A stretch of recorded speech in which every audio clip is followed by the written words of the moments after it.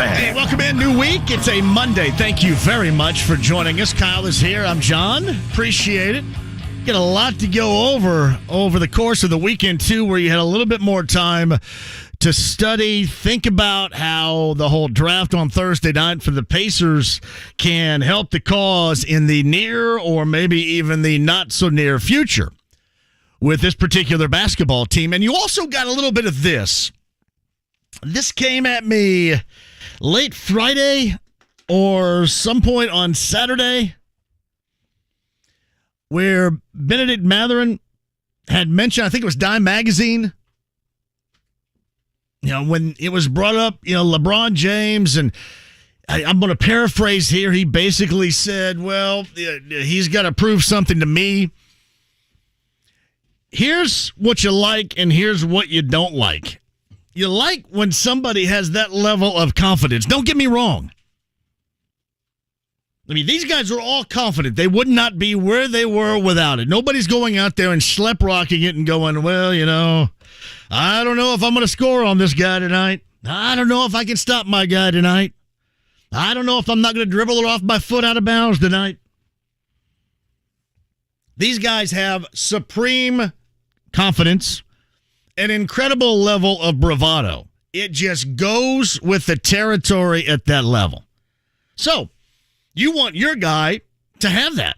You want that instilled in your guy, especially when, in this case, with the Pacers guy, you are counting on him sooner rather than later. These are not my words, theirs.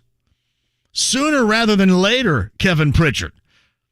This guy can give you something tomorrow and then maintain and continue to grow with this team. In fact, when Kevin Pritchard talked about that, it sounded exactly like what I had been telling you for the better part of a month and a half, if not more, is exactly what you mean.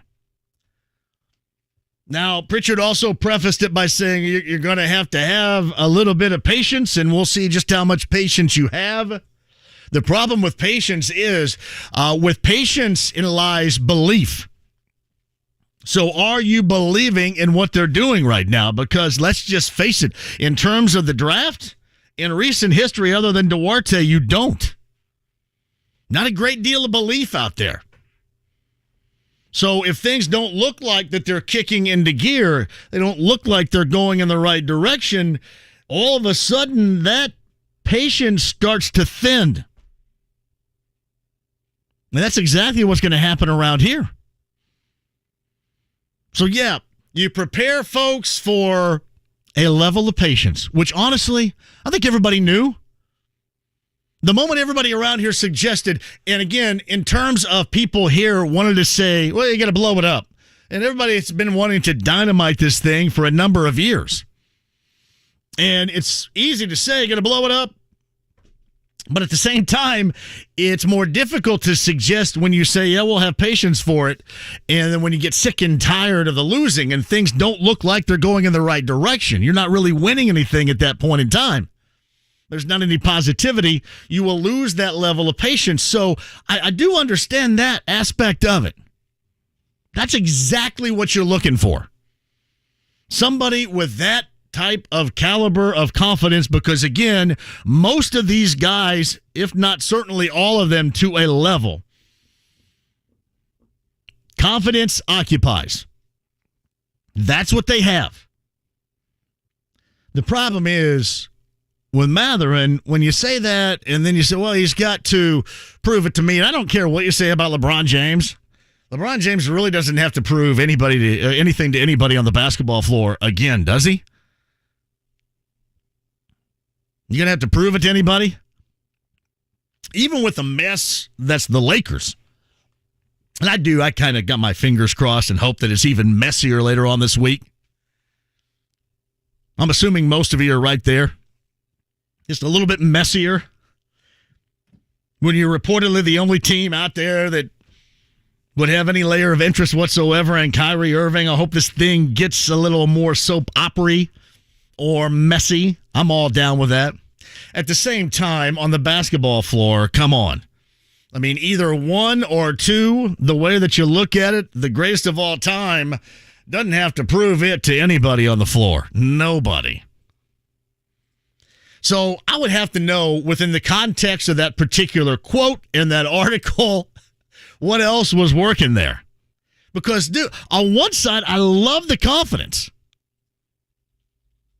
You love the confidence, and you hope that this dude wants to be around here forever. But at the same time, you go, hold on just a second there. I mean, can you be on both sides of this? Can you have one? Well, we'll say, hold on a minute. I don't know if you'd want to. He doesn't really owe you anything.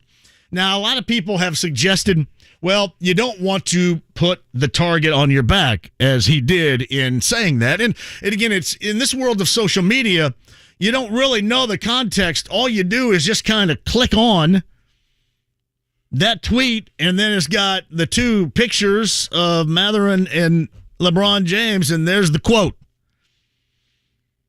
And before I sit here and try to tell you, well, you have to know the context, you know what? The world out there reading that quote, they don't give two craps about the context. That is the context. I've said this time and time again. Everything you do is open for interpretation by everybody else. And it may not be what you meant.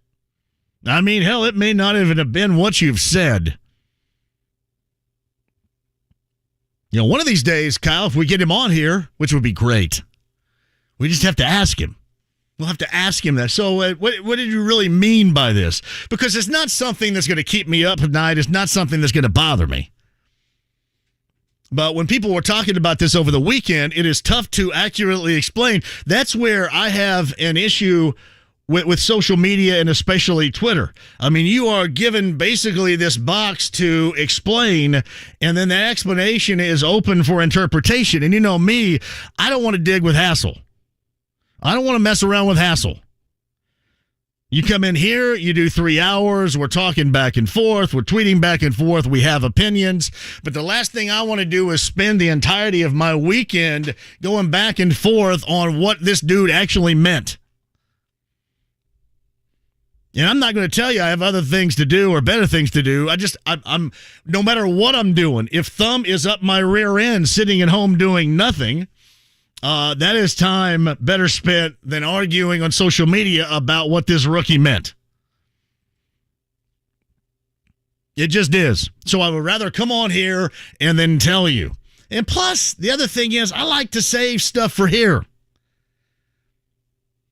I like to save stuff for here. If I wanted to put it out there, on Twitter on Saturday, then I would have a Twitter show on Saturday.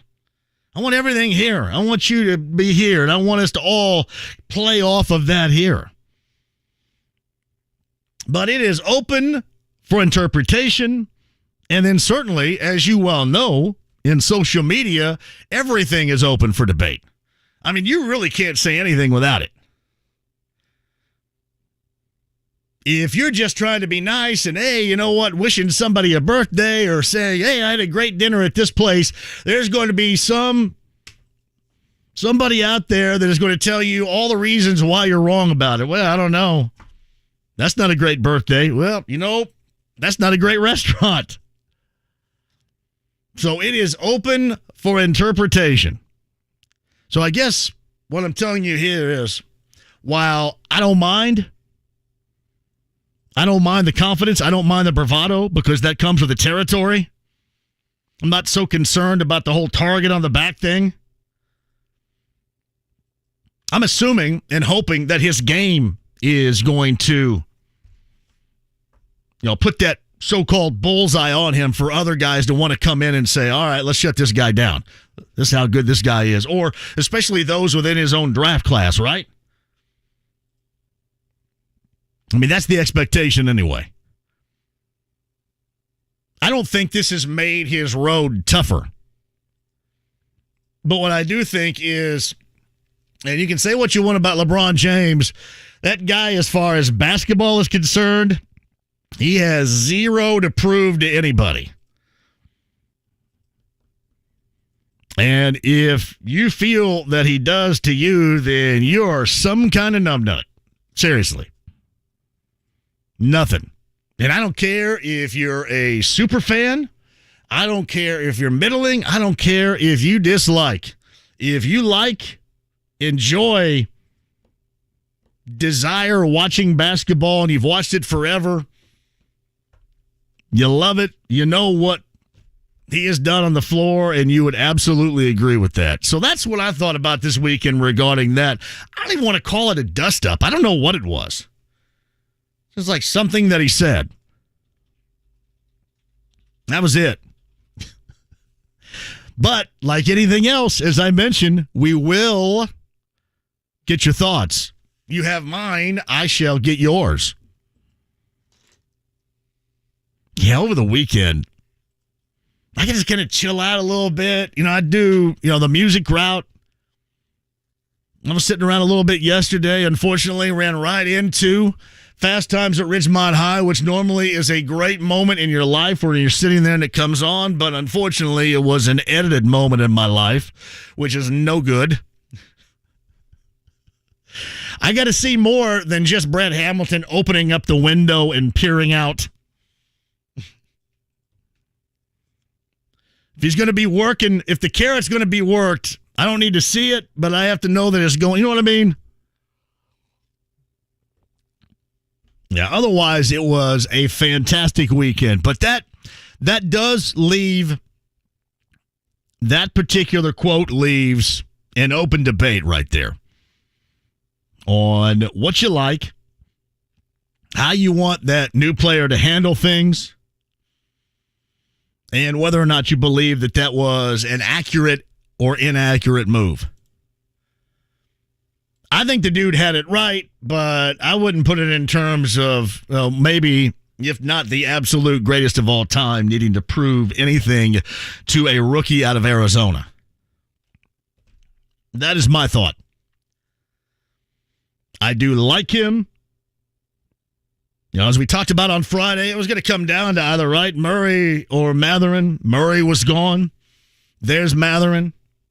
Now Mathurin can go to work for you. The one thing that we talked about on Friday, too, I didn't get in at length of it, but it was Andrew Nembhard probably surprised me a little bit. And so you want what? A young backup point guard, and he is a point guard in what has now become a position, unless your position is wing, like everybody, wing, point guard, wing. That's basically what you are now. He is a point guard. And he certainly has been, and I have watched him at length. I told Dave Griffiths this last night on Fox 59. I have watched, I shouldn't say all of his games, but I have watched a much higher percentage of his games than most people around here, and I think he's a really good player. The thing that I want to see from him is something that oftentimes did haunt him. He did have an issue with, and that was playing that position, being as good as he normally is in a Gonzaga uniform against NBA caliber athleticism. Because he was eaten up by that a couple of different times. Now, I'm not just trying to, pinpoint Gonzaga versus Baylor. I mean, that was obvious. But the higher level type of guard play can get at him, and that wasn't just a Andrew Nembhard problem there. That was a problem for some Gonzaga players besides him. Drew Timme's being one. Drew Timme is an excellent college player. But sometimes a higher level of NBA caliber athleticism, it would eat him up. You go back to that Memphis game and how they got out of, round number 2, if you remember, Gonzaga back in March in the tournament. He helped them get out of the second half. He had a spectacular second half. In the first half, they were all being eaten alive by the Memphis athleticism. I think it was Arkansas that ended up getting them in the Sweet 16. So that's the one thing that stands out to me, is that. And then you kind of look at it wondering, do you really need it? Well, you might. Again, if this is described as accurately so a complete rebuild, you might need that. Maybe they plan on dealing McConnell. Maybe that's what they were thinking. Dave asked me last night on Fox 59. I want to thank everybody for watching that as well, as you always do, because the numbers dictate it. Great job out of everybody. I don't know how I look as far as being in my living room when it's sunny outside and then the thing rolls about 10:35 at night, but it's always a good time. And we discussed that last night. The difference between, being aggressive and then everybody being bent out of shape because you weren't aggressive in the draft, what you really meant by it. And again, once we get somebody on from there, right, Kyle? Once they return Kyle's email, which would be great, then we'll get somebody on and discuss it because I have a couple thousand questions about it. It does. And a lot of questions do pop up. It's not just like how long you guys are going to hang with this and this rebuild and have the patience. But how long does somebody like Rick Carlisle, how long does somebody like Kevin Pritchard have? Chad Buchanan's got years and years. But how long does Carlisle have? They've plenty been down this NBA path before. So you wonder about that? I mean, how quickly do you plan on this thing turning around? So whenever they get back with you, Kyle, you let me know. Kyle's frustrated. And we'll ask that question together and find out. I do like Kendall Brown. I like throwing a dart at the dartboard of talent that late. And you know that they like the dude because they traded back in to get him. So, I mean, all in all, I have zero problem with the draft. And the only thing this comes down to is the comments we just talked about from their 6th overall selection. And then the comments, and again, there are two sides of this as well. One side is exactly what Kevin Pritchard said, talking about being aggressive. The other side is something that was reported by Adrian Wojnarowski, complete rebuild. So are they, come Thursday, going to start getting active? This free agency period, is it going to bring about some trades? Where's Malcolm Brogdon? What is his role here? When you think about the free agency, and we talked about this on Friday too, one of the hotter names out there, and it's always going to be a hot name when it involves interest from the Knicks because everybody at ESPN is always going to constantly talk about it. A guy like Jalen Brunson ends up signing someplace else.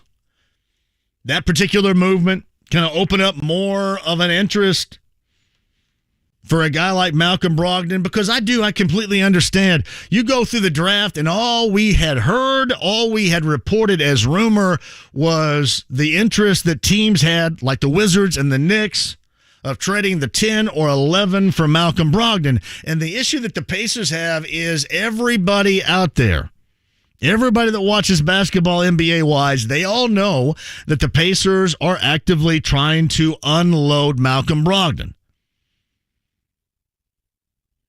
Everybody knows he does not have a seat here. He is not going to be a part of the future here.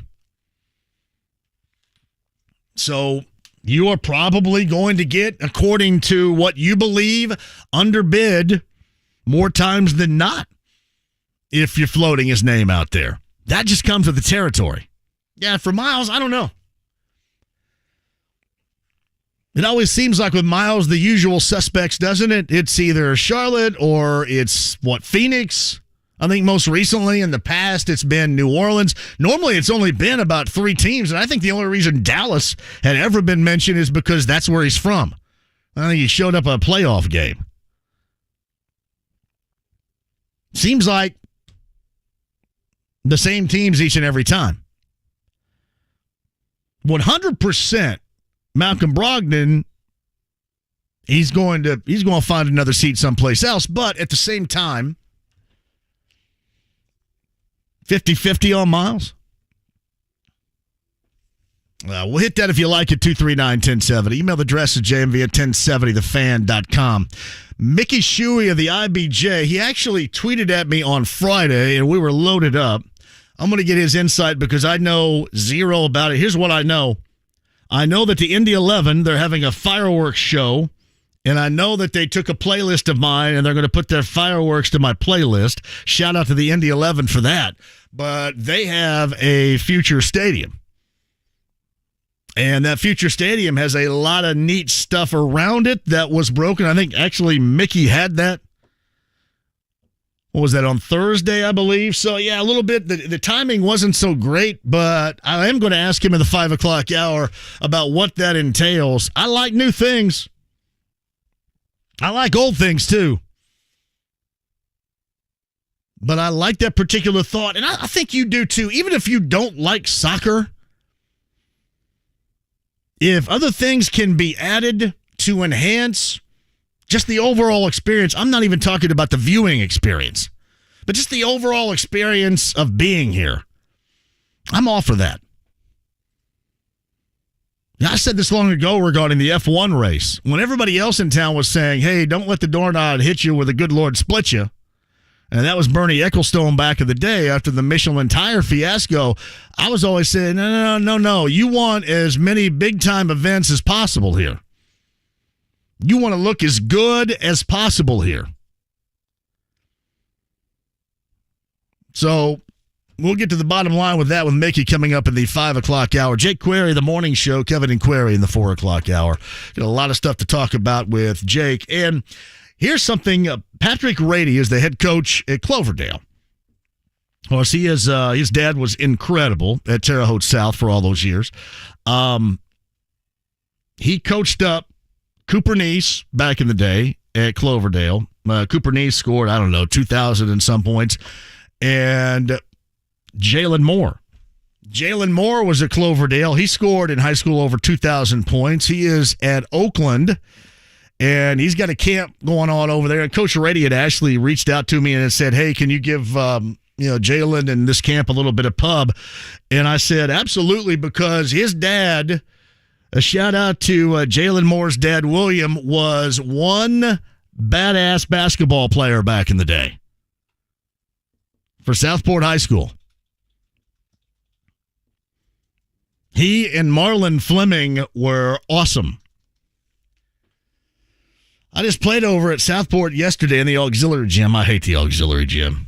And I don't know if I'd scored yesterday at Southport as much as he probably scored in the first 5 minutes of his career. It was a struggle yesterday, to say the least. In the auxiliary gym, though, where the concrete right under the hardwood floor meets your feet. That's never a good combination for my old ass. But yeah, his dad was a fantastic basketball player. Remember the Final Four, right? Final Four 1990, where Bedford North Lawrence and Damon Paley won it all. Well, in that semifinal in the afternoon, it was Southport versus B&L. What a hell of a game. And William Moore, the father of Jalen Moore, was a part of that. Jalen Moore is going to join us coming up at the bottom of the hour. We'll talk about his time at Oakland. He actually played, I believe, and I'll ask him this, but I believe he played for my good friend Mike Burris at Olney Central Junior College when he first got out of Cloverdale. Mike Burris, of course, my friend Mike Burris now is the associate head coach down at UIndy under Paul Casaro. So a lot of connecting the dots right there. We'll do that with Jalen Moore coming up at the bottom of the hour. Otherwise, 239-1070. Email address is JMV at 1070thefan.com. Yeah, I was watching yesterday the College World Series Game 2. I felt tremendously awful for Cade Horton, the pitcher of Oklahoma. He was a bad dude. He was like Clemens-like. And I mean the good Clemens. He was like Roger Clemens-like yesterday. And his manager came out and got him, and they went to their all-everything college closer, and things unraveled for them. And Ole Miss is your baseball champions in college baseball this season with a 2-0 sweep over Oklahoma. Cade Horton was a bad dude yesterday, though. A bad dude. So watched that yesterday. Watched a little bit of baseball last night. The Braves and the Dodgers last night. Yeah, busy weekend to say the least. All right, we get that. 239-1070. Email address is JMV at 1070thefan.com. Shows on Twitter at JMV1070. Inside the Lounge via YouTube Live. Facebook Live as well if you want to go there. I believe we've got a Backyard Bourbon broadcast coming up. I'll check the details for you and give you a spot to sign up and get everybody else back in. Heaven Hill Distillery, Ford's Garage, thank you, Richard, up in Noblesville. Connecticut Water, as always, and New Belgium Brewing with my man Ryan Stoltz. Everybody is back in. We just got to find a spot.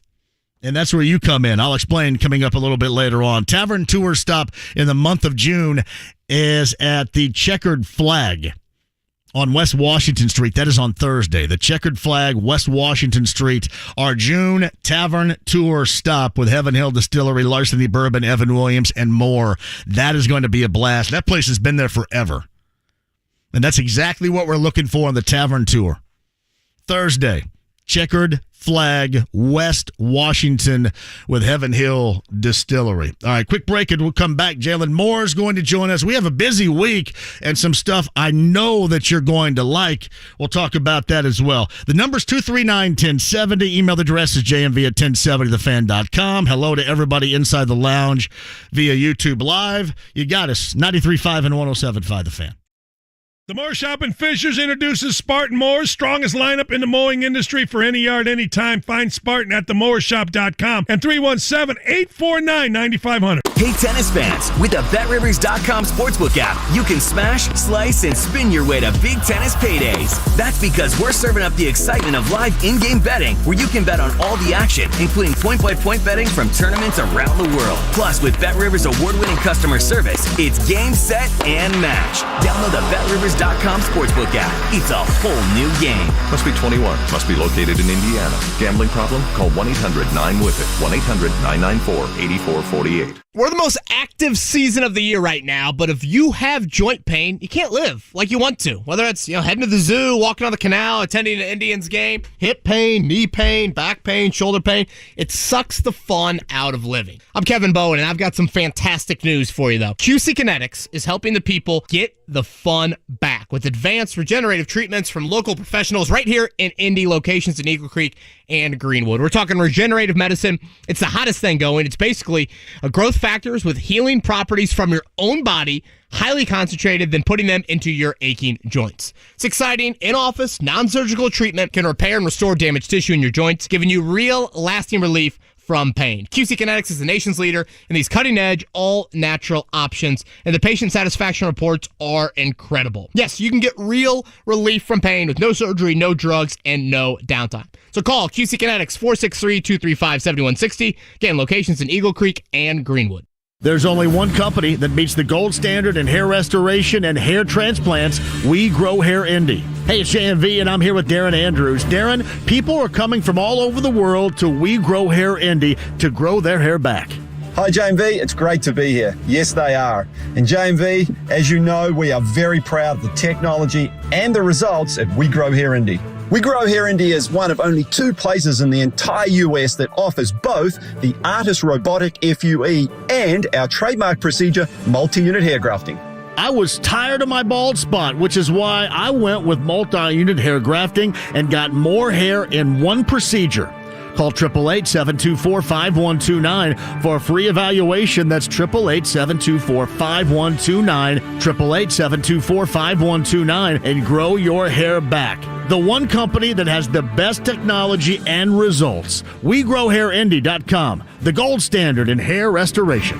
Hey, it's JMV for the absolute best in realty, Mark Deedle Realty. 317-755-4232. That's 317-755-4232. Online, markdeedle.com. That's markdeedl.com today. So, how about Paul and Teresa in Edinburgh? They needed to move out of town, but first they needed to get top dollar in their existing home to afford the move. They had 21 acres out of the city, so it wasn't an easy sale. They reached out to Mark Deedle, and he listed and sold their home in a few weeks for $60,000 over their asking price for Paul and Teresa in Edinburgh. Mark Deedle has a guarantee for you. Multiple offers on your home in 3 days, or he is going to list it for free. That's Mark Deedle Realty, 317-755-4232, 317-755-4232. MarkDeedle.com. That's MarkDIE. TEL.com today. Response to Diamonds Direct's amazing finance offer has been off the charts, so we're extending it through this Saturday. You can go into the holiday weekend with some new bling and spread your payments over 5 years with 0 interest. Rings, earrings, bands, bracelets, colored gemstones. Pick any item, pay nothing down, and enjoy 5 years 0 interest financing. It's the best and smartest way to buy, but you can't wait any longer. This special offer ends this Saturday and will not be extended again. Only at Diamonds Direct. Details and more at diamondsdirect.com. Unapproved credit. It's Kevin and Query. With the 6th pick in the 2022 NBA Draft, the Indiana Pacers select Bennedict Mathurin. Am I dreaming, Jake, or was that real? The good thing is it looks like he wants to be here. Quite frankly, if you're the Pacers, that's part of the battle. I know that sounds crazy, but it's part of the battle. Malcolm Brogdon could still very well be moved in the next week. I don't think the roster revamp is anywhere near complete. Kevin and Query. Weekday mornings at 7 on 93.5 and 107.5. The Fan. The Ride with JMV. Hey, you gonna stare all day or you gonna buy something? I'm gonna stare all day. 93.5 and 107.5. The Fan. Jake Query, Mickey Shuey, me, you today. Thank you for joining us. Tavern Tour, Heaven Hill Distillery Thursday, Checkered Flag, West Washington, and I'm going to let you know because we got to start signing people up for the Backyard Bourbon Broadcast. I'm assuming a lot of you are down to have us at your place, and you guys can send me pictures if you like. Anybody inside the lounge via YouTube Live? Got a place where you guys want us to show up and do a backyard show right there? I was kind of curious about that. Meantime, Andy Moore Automotive Group Hotline, a fantastic player up at Oakland for the Golden Grizzlies of the Horizon League. He's from Cloverdale, Indiana. And Jalen Moore joins us again on the Andy Moore Automotive Group Hotline. Jalen, welcome to the show. Do you ever have a conversation with anybody locally in Indianapolis talking about basketball, especially one that's old and decrepit like me, that doesn't bring up how badass your dad was as a player? I have a lot of people who tells me how good my dad was growing up. My dad would always tell me how good he was, and that if I had his jump shot, then I would be really, really good. But yeah, I have a lot of people tell me he was such a good player. How much did they get, especially from that 1990 season? How much did they retain on video? Have you seen a lot of what he did, especially his senior season, going all the way to the Final Four and then losing to B&L as Southport did? Have you watched a lot of that? So the only game I watched was the one he played Damon Bailey at I believe the Hoosier Dome or whatever it was. That's the only game I've seen. I believe he had like 23 or 24 points in the first half, and then the second half nothing went their way. Just referees were calling some bad calls and stuff like that. So. I was there. I feel like they were trying to pull for Damon Bailey. So it was incredible being there. I mean, you had that place was full. The then RCA Dome was full, and I was there. It was one of those moments that you're certainly never going to see again. Now, he played overseas, and I know you have a senior season remaining up at Oakland.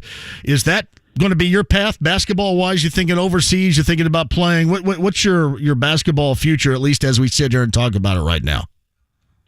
My future is anywhere, the ball takes me. I'm willing to go and play and have fun. My dream is to play in the NBA, and I feel like eventually one day I'll be there.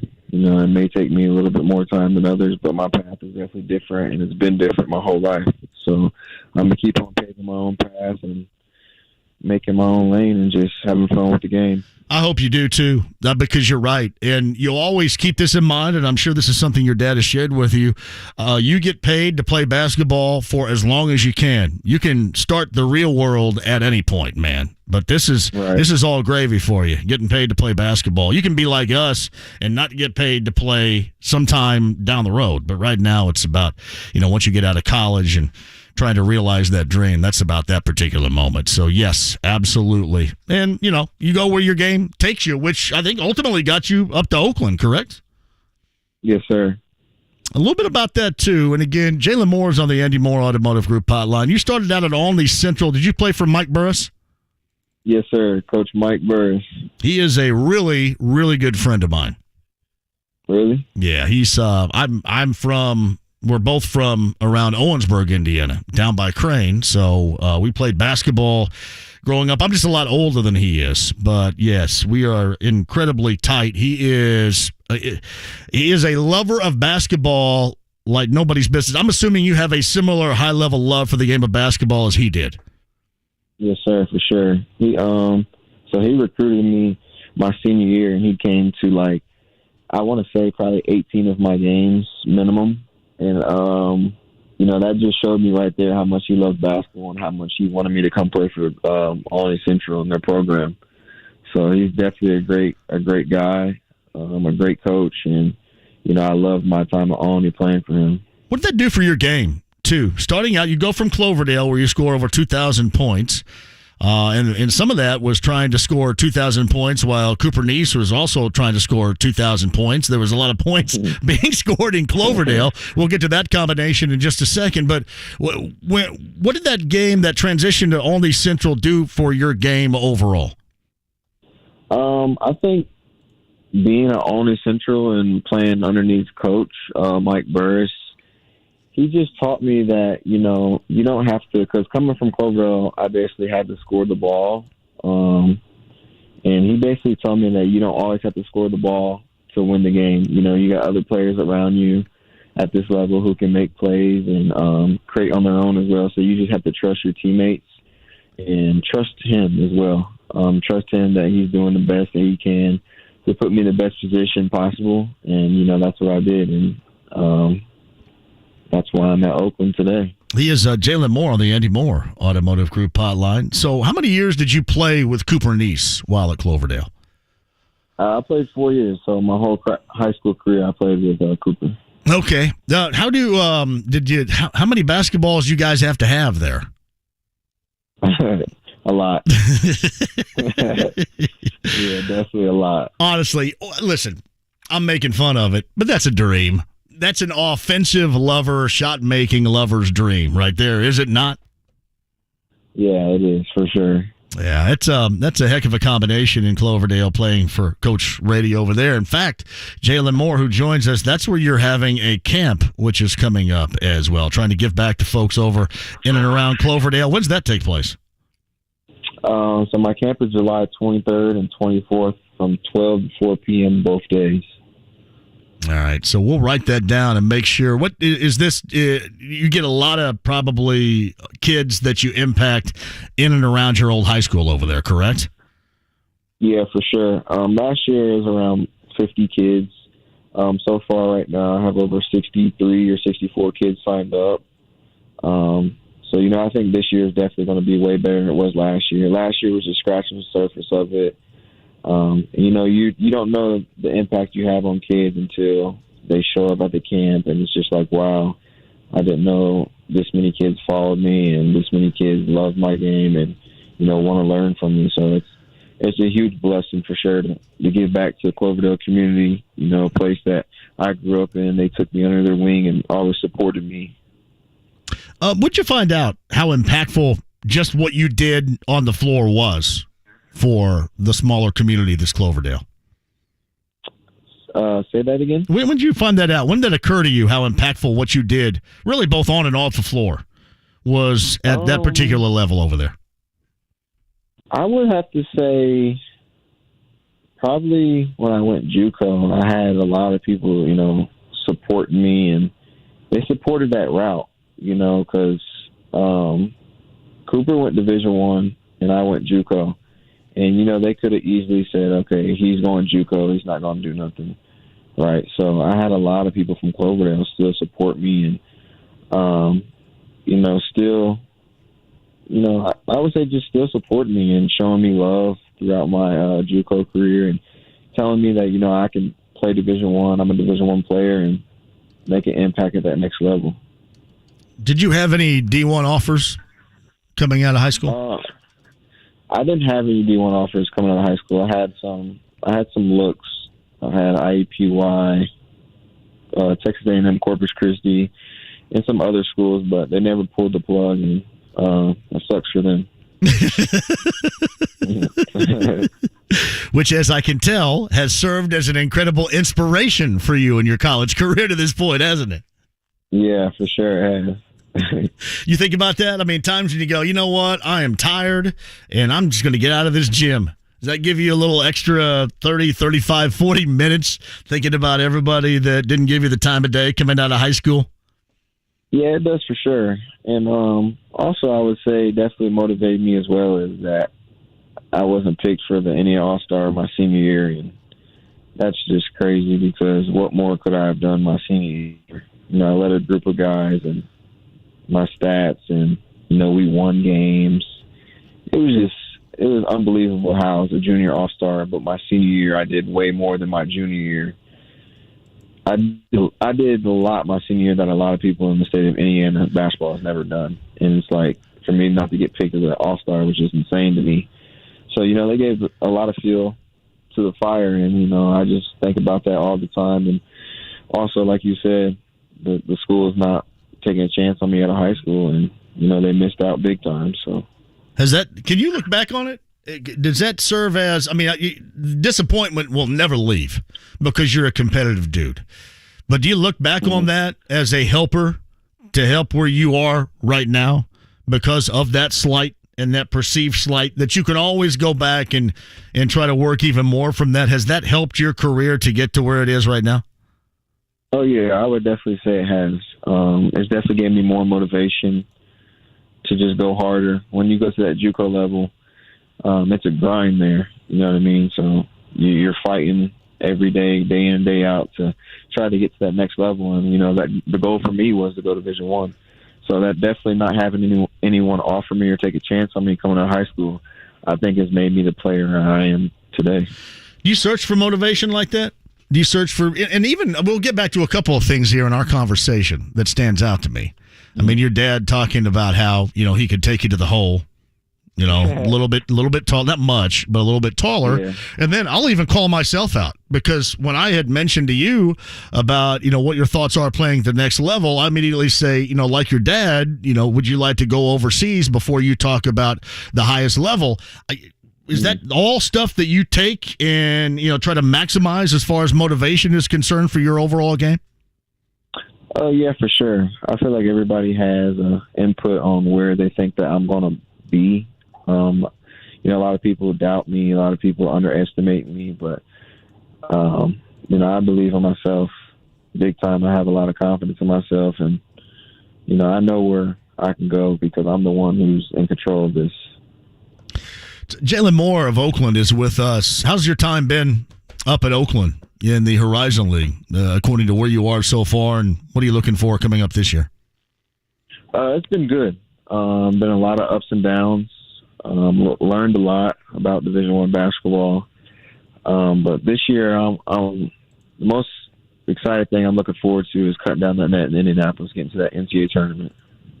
Yeah, that's the ultimate right there. There's no doubt about that. That also adds, I'm sure, to, you know, the grind of motivation that you're certainly always searching for as well. It's Jalen Moore from Cloverdale, Oakland University as well, via the Andy Moore Automotive Group hotline. Anybody you're patterning your game after at all? Trae Young. Yeah. I try to mimic Trae Young's game. I feel like we have a lot of similarities. We both can get to the foul line. You know, of course, he has a better jumper than mine, but I'm working on that. And I think that like, I feel like his game is just like he gets people involved a lot. And a lot of people don't see that. They just see the deep threes that he shoots, the exciting plays, stuff like that. But he has really great court vision, and I feel like, you know, I'm the same way. I feel like we both get people involved. We both make our players better around us, and we both know how to win. So Jalen Moore with us. By the way, one of the producers of this station is named Eddie Garrison, and apparently he grew up with you back in the day when you were over at Decatur for a little time. So he referenced you as not only being a really good basketball player, but he said you could play a little bit of baseball too. Is that true? Yeah, so I was actually better at baseball than I was basketball growing up. I just kind of got bored with baseball because it's kind of a standstill game, and I'm an active person, and I like to run around and, you know, have a lot of energy that I need to let out. So I kind of gave up on baseball. Yeah. So when did you give up on it? What year? When I moved to Cloverdale in my 8th grade year, that's when I gave up on it. And, I just started focusing on basketball and taking basketball more serious. Yeah. Did you drive back and forth? From Indy to Cloverdale? Yeah. Yeah, so in the summertime, I stay up in Indy with my brother, my big brother. I got you. And I go back to Cloverdale once a week, to stay with my dad and help him with yard work and stuff like that. Oh, yeah, there you go. There you go. Hey, by the way, Jalen Moore's with us, and for those of you that missed the first part of the conversation, his dad is William Moore, who was just an outstanding player back, especially in 1990. They lose in the semifinals of the Final Four to Damon Bailey and the eventual IHSAA champion Bedford North Lawrence Stars. When was the first time that you beat your dad? Your dad is an accomplished player, no doubt about it, played overseas, all that. When did you finally, for the first time, beat your dad in a game of one-on-one? So we've never really played one-on-one because as he says, he's fat and out of shape now. But we play, we'll play horse and stuff like that. Right. And I think the first time I beat him in horse was probably 8th grade year, but I feel like he let me win just to, so I could brag about it. Right. But we actually played horse last summer, and sadly he beat me. So, he still got that smooth left-handed jumper. Man, he was good. He was a good player. Yeah. That was one of the better games of the entirety of the year, that semifinal in 1990. And he had a teammate named Marlon Fleming back then, too. And you talk about a dynamic duo in that era. Marlon was a big dude. Yes, he was. That was such a good team back then, no doubt about that. It's Jalen Moore with us of Cloverdale and Oakland University. Hey, one more time, tell the folks, especially those that are listening in and around the Cloverdale area now, about your camp, when it happens, and what they have to do to get signed up and be a part of it. Yeah, so the camp is July 23rd and 24th from 12 to 4 p.m. both days. It's free to all the kids, so no cost at all. All you have to do is go to the link that's on my Instagram bio and sign up through the link, and it has questions on there, kid's first, last name, and, every kid gets a T-shirt, and, there's going to be food and drinks provided for the kids, and, it's going to be a great time. You're going to learn a lot, you're going to have a lot of fun, and it's going to be a camp to remember for sure. That's awesome, man. Hey, congratulations on all that you've accomplished so far, and continue down that path. I don't even have to ask you. I know absolutely you are, but we will certainly be watching you this year and rooting for you, and whenever you want to come back on this show, that would be fantastic. And I believe that Mike Burris just checked in and said, tell Jalen I said hello. Love that kid. Yeah. Just text me just now. Yes, sir. That's my guy. It's all love out, this way to Coach Burris. That's my guy for sure. Yeah, there was nobody as hardcore as Mike Burris growing up playing basketball. Yes, sir. I have one more thing I want to say. Yeah. I have a back to school giveaway as well for all the high school kids, on August 9th, the first day of school. So every kid in the high school, over 300 kids, they'll be getting free backpacks with my logo on it, and school supplies will be in the backpack as well. So it'll be pencils, pens, paper, folders, and stuff like that. So just want to let everybody know that, I'm trying to get the word out there. I haven't posted about it yet. This is my first time speaking on it. So, I think that's going to be a really good turnout as well. Hey, that is awesome. Well done out of you. I mean, a job well done. I tell you what, you contact me. I'll have Kyle give you our number once I put you on hold here. And whenever you want to come on and talk about something, you come on and talk about something. Yes, sir. Thank you. I really appreciate it. No, that's awesome right there. I'm going to put you on hold, and you make sure that Kyle, we exchange information with you. That is Jalen Moore of Oakland University and Cloverdale High School. That is a fantastic kid. Well done. Well done, Jalen Moore. And we will do that again. That's awesome. Good kid. We'll remind you, too, of that free camp that's going on at Cloverdale. And we will certainly root like heck for Jalen Moore in Oakland coming up this year. That is a fantastic story. What a really good kid. Quick break. Back with you next. Follow The Fan on social media. The Fan is on Twitter, Facebook, Instagram, and YouTube. Like and follow The Fan to stay up to date on all of our giveaways and all things sports. Spectrum is America's leading internet provider, delivering ultra-fast gig speeds you need on the high-performance network you want. And Spectrum's advanced home Wi-Fi is security made simple, automatically blocking outside threats, along with 99.9% network reliability. So no matter what you do online, you can do it faster, safer, and more reliably with Spectrum Internet. Get 200 megabits per second for only $49.99 a month. Visit Spectrum.com today for details. Based on internet subscribers among top internet service providers. Restrictions apply. Hey, John here for LD Smith Plumbing. That's Lance and his local team. I got to have him come out. True story.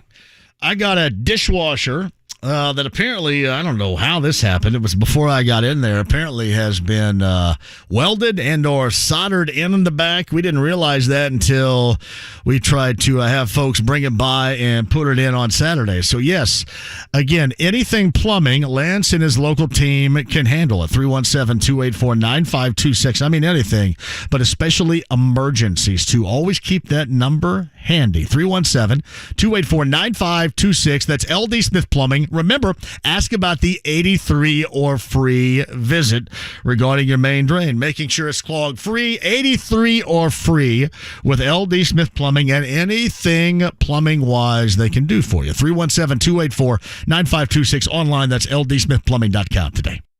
Here's what's happening with the Fan. Hit the links at the Dan Dockich Annual Tom Dockich Memorial Golf Outing, presented by Franciscan Health, July 18th at Golf Club of Indiana. Call your buddies and register your team today. Remember to follow The Fan on all of your favorite social media platforms. The Fan is on Twitter, Facebook, Instagram, and YouTube. Like and follow The Fan to stay up to date on all of our giveaways and all things sports. For more info, click on 1075thefan.com.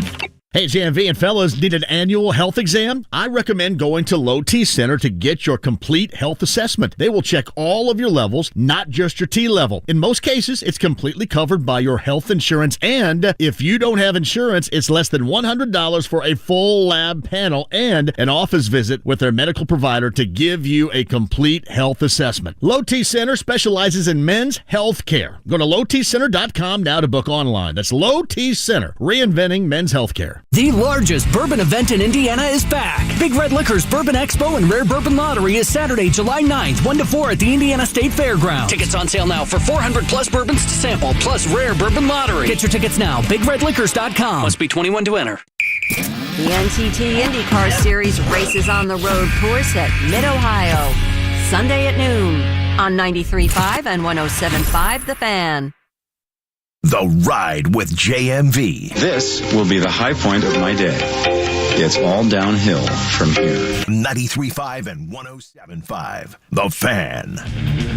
Jalen Moore, that's a good kid right there. The Cloverdale alum's got a camp coming up there. It's free.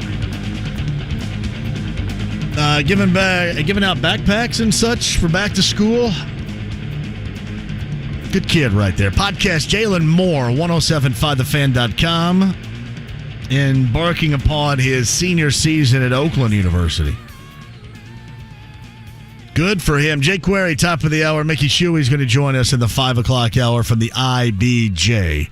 That and more coming up at JMV 1070 on Twitter. JMV at 1070thefan.com is the email address. JMV, my wife and I went to the George Clinton concert at Clues on Saturday night. I can't remember the last time there were 3 warm-up groups before the headliner. The Godfather of Funk came out with about a 15-piece band. By the end of the night, there must have been 50 people on stage. It was a huge party, Mike in Beech Grove. That's outstanding. What a great weekend of live music around here.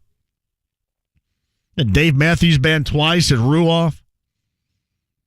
The George Clinton.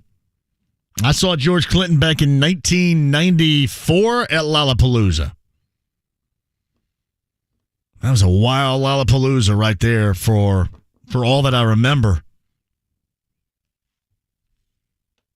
And then I think last night you had Willie Nelson, 92-year-old Willie Nelson.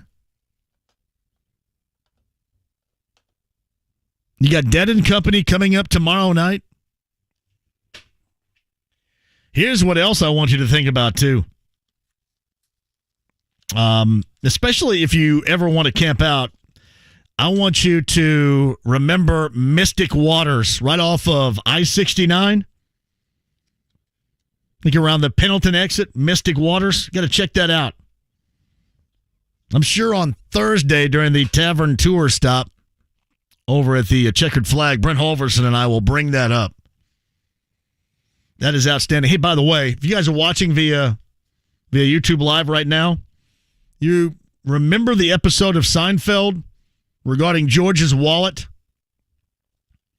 Look at that bad boy. This is the George Costanza wallet right here. What do you think? There it is. The George Costanza. This is it. Outstanding. Anybody seen a Costanza wallet like that? I know nobody carries wallets anymore. And I don't really, because I like keep it in my bag. JMV, Alicia and I are in for sure to host you guys Backyard Bourbon Broadcast. That looks nice right there, Ross. That looks like a heck of a spot. JMV, has anyone been talking about more as a trade piece for the Pacers than the career of Miles Turner? At this point, I hope that if the trade happens for him, just so he can be a part of a team that's fan base that wants him, I'm right there with you.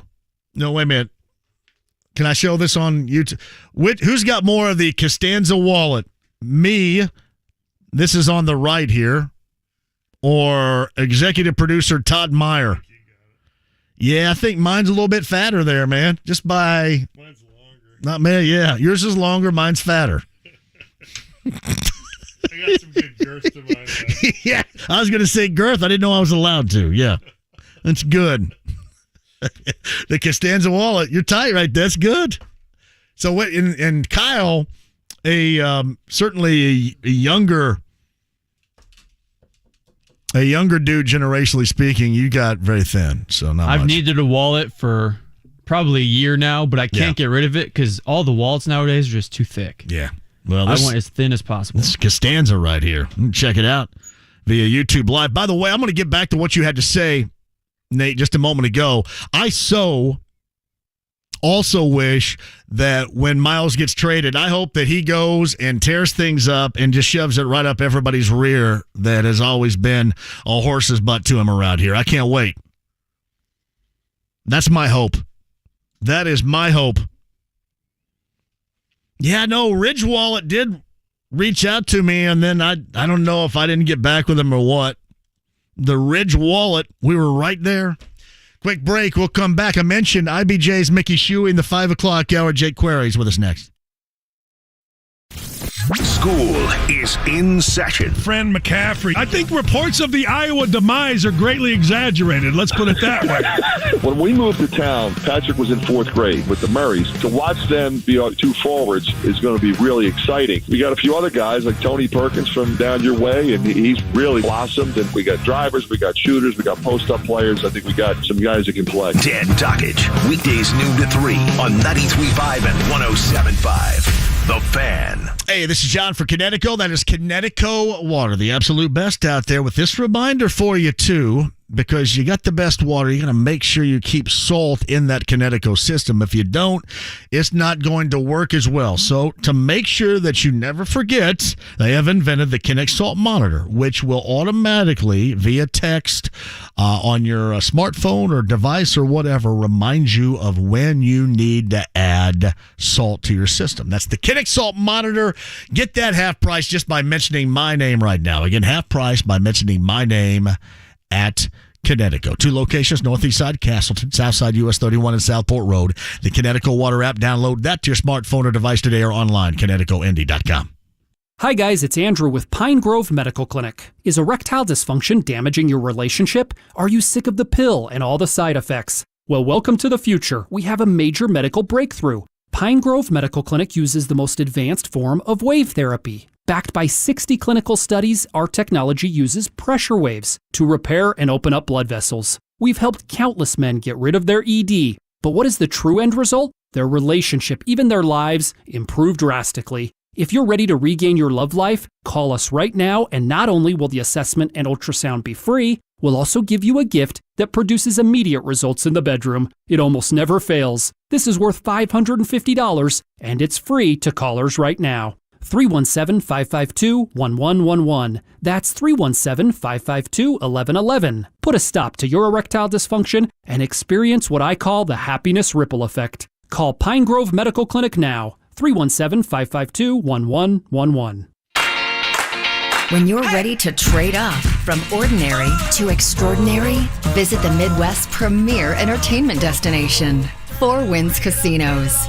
Exceptional food, shows, shopping, and fun at Four Winds Casinos, with locations in South Bend, New Buffalo, Hartford, and Dowagiac. Visit fourwindscasinos.com and trade up from ordinary to extraordinary.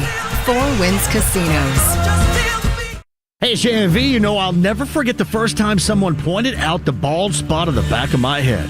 That's why I went to We Grow Hair Indy. Here's Darren Andrews to tell you more. For over 20 years, we've been restoring hair for men and women with every type of hair loss and every ethnicity. No matter the reason for your hair loss, we're here to help. And our friend Rajiv Ram, two-time Olympian and tennis professional, can attest to this. I wanted more hair, and they have the best technology there is for it.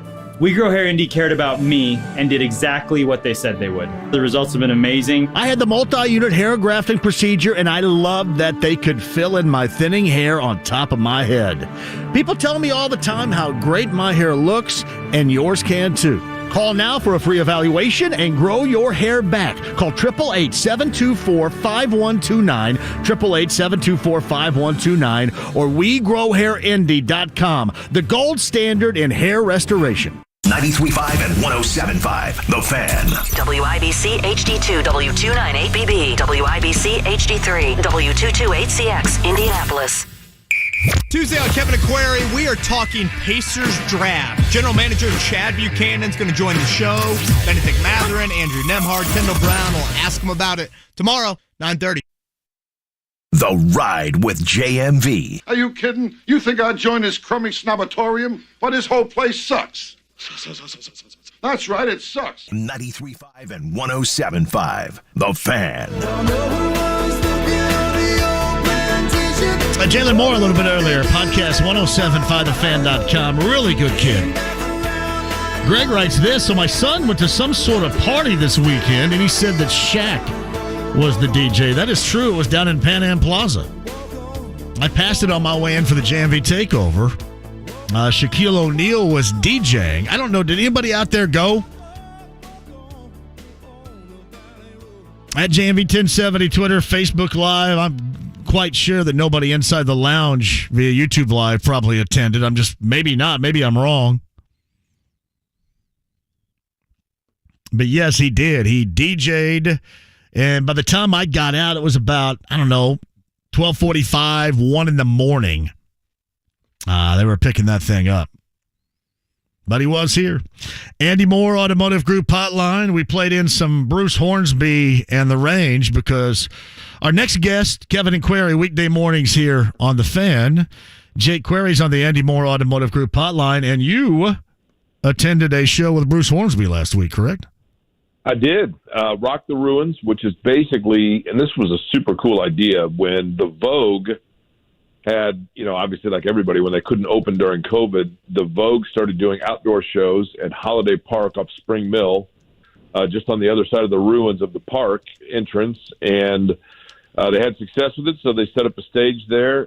It's still temporary in terms of the stage, but Bruce Hornsby was there, and I didn't even know about it until like 3 o'clock that afternoon, and I found out he was going to play, and I've always liked Bruce Hornsby. He sounded really good. The sound was great. Yeah. He's a talented musician. So was his group. But the one thing that, I really like him, but but a lot of the songs he did, like Valley Road that you just played, which is one of my favorites from him, they did like kind of watered down acoustic variations of it where like the lyrics are the only thing in common from the original recording. But it was a great night. It was a night like tonight. It was perfect. If people have the opportunity, I know Counting Crows is going to be at Rock the Ruins. It was a super cool venue, and it was a cool place to watch music. I think Leanne Rhymes is going to be there. I know Brent Holverson, our friend from Heaven Hill Distillery, is going to be a part of the Old Crow Medicine Show, which is coming up there too. Yeah, it's they've done a good job putting that thing together. Our friends at Jiffy Lube also are part of some of the sponsorship there, which, by the way, you could still go online at jiffylubeindiana.com and nominate Hoosier heroes who use their car to help out other Hoosiers. And that's something that they give away free car maintenance for a year for people that are using their vehicle to assist with other people throughout the community. So kudos to Jiffy Lube for that as well. Nice. And you mentioned Bruce Hornsby, just kind of, he didn't do it in the normal style in which we're accustomed to. He's like, and that's just the way it is, like lounge singing type of stuff. Exactly. Yeah. Exactly how it was. Like I was sitting there just kind of chilling out, and I was following the draft because it was the night of the draft, and there were a group of guys around me that were, we were kind of following what was going on, and then all of a sudden, you're listening, and you're like, wait a minute, did he just say something about they passed the law in 64? Oh, okay, yeah, I guess they're doing that number. But it was cool, though. I mean, and Bruce Hornsby, actually, my understanding is he either, I don't know if he stayed with, but he was hanging with Thad Matta while he was here, Bruce Hornsby. And Bruce Hornsby, who's good friends with Allen Iverson, also very good friends with Rick Carlisle. Rick Carlisle would not have been there because it was a busy night that night for him, but Hornsby is one of Carlisle's guys, too. Well, I remember there was a point in time when they had a Pacer talk show back in the day, right? On this station or on a different signal on this station. They had a Pacer talk show during the week with Rick Carlisle, and he brought Hornsby in, and they played songs, I think, during it back in the day. Yeah, no, that's pretty cool. I didn't know that, but that wouldn't surprise me at all because they go back to Bruce Hornsby's a Virginia native, and he's a huge basketball fan. His son played at LSU, so that wouldn't surprise me at all. You remember Kyle Hornsby? That's not Kyle Hornsby, but what was his name? What was this kid's name? Kyle Hornsby played at IU. What was I forget his son's name, actually. His son wasn't named Kyle, too, was it? No, it was, Bo, maybe? No. You're right. He did play for LSU. Yeah, he did. He started elsewhere and then transferred to LSU. Yeah, exactly. He had a big game-winning shot. Remember, like 5 years ago, Hornsby's kid hit a big game winner for LSU in an SEC game, like a buzzer beater. Yeah, he was kind of a salty dude on the floor, if I remember correctly. That is correct. Which is all good. It's Jay Query on the Eddie Moore Automotive Group hotline. What'd you think about the draft overall? If he hit a lot of threes, if he hit big-time threes, would you say that he's making it mandolin rain? Is that what they would say? Why wouldn't you? You think he ever got tired of that? Yes. You think when he buried a three, he would say, "That's just the way it is. Some things will never change." That's right. Bury that shot. It's like, yeah, that's right. I dug some Bruce Hornsby and still do today. I mean, I'll turn that thing up when it comes on, Sirius XM or something like that for real.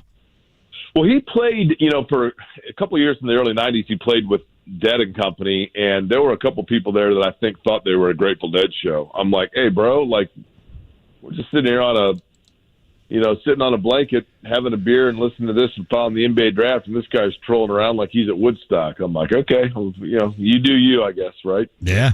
Yeah, it's been a big weekend. I forgot about George Clinton played at Clues on Saturday. You had back-to-back Dave and Willie Nelson last night. 92-year-old Willie Nelson up at Ruoff and Dead and Company on Tuesday. So, big time around here. Yesterday was also, by the way, the 45th anniversary of Elvis's last ever concert. It was. Yep. You think anybody listening to us right now attended that? Well, here's the thing. I think it's probably a lot like Wilt Chamberlain's 100-point game where there were 75,000 people that attended it, if you asked. I actually got curious yesterday. I thought it'd be cool to have a ticket stub from that. And think about this, John. Now, think about this. People that went to Elvis's concert in 77 at Market Square, of course, you had no idea at the time it was going to be his last concert because he was scheduled to go to Milwaukee 2 nights later, and then they canceled that. He went back to Memphis, never went back out on the road again. But the ticket stubs, literally, I've seen the ticket stub, and it says across the ticket, Elvis. And then, the top Market Square Arena with the date and whatever else. So literally, they would tear your ticket. Well, there are variations of the ticket stubs for sale, but most people's, they tore the ticket right down the middle. So you either have EL or VIS, right? I found one ticket stub on eBay where whoever was tearing the ticket only tore off like the last third of it. So the ticket still says Elvis in entirety. And that one's on eBay, it's like $7,000, and the rest of them are like $1,500.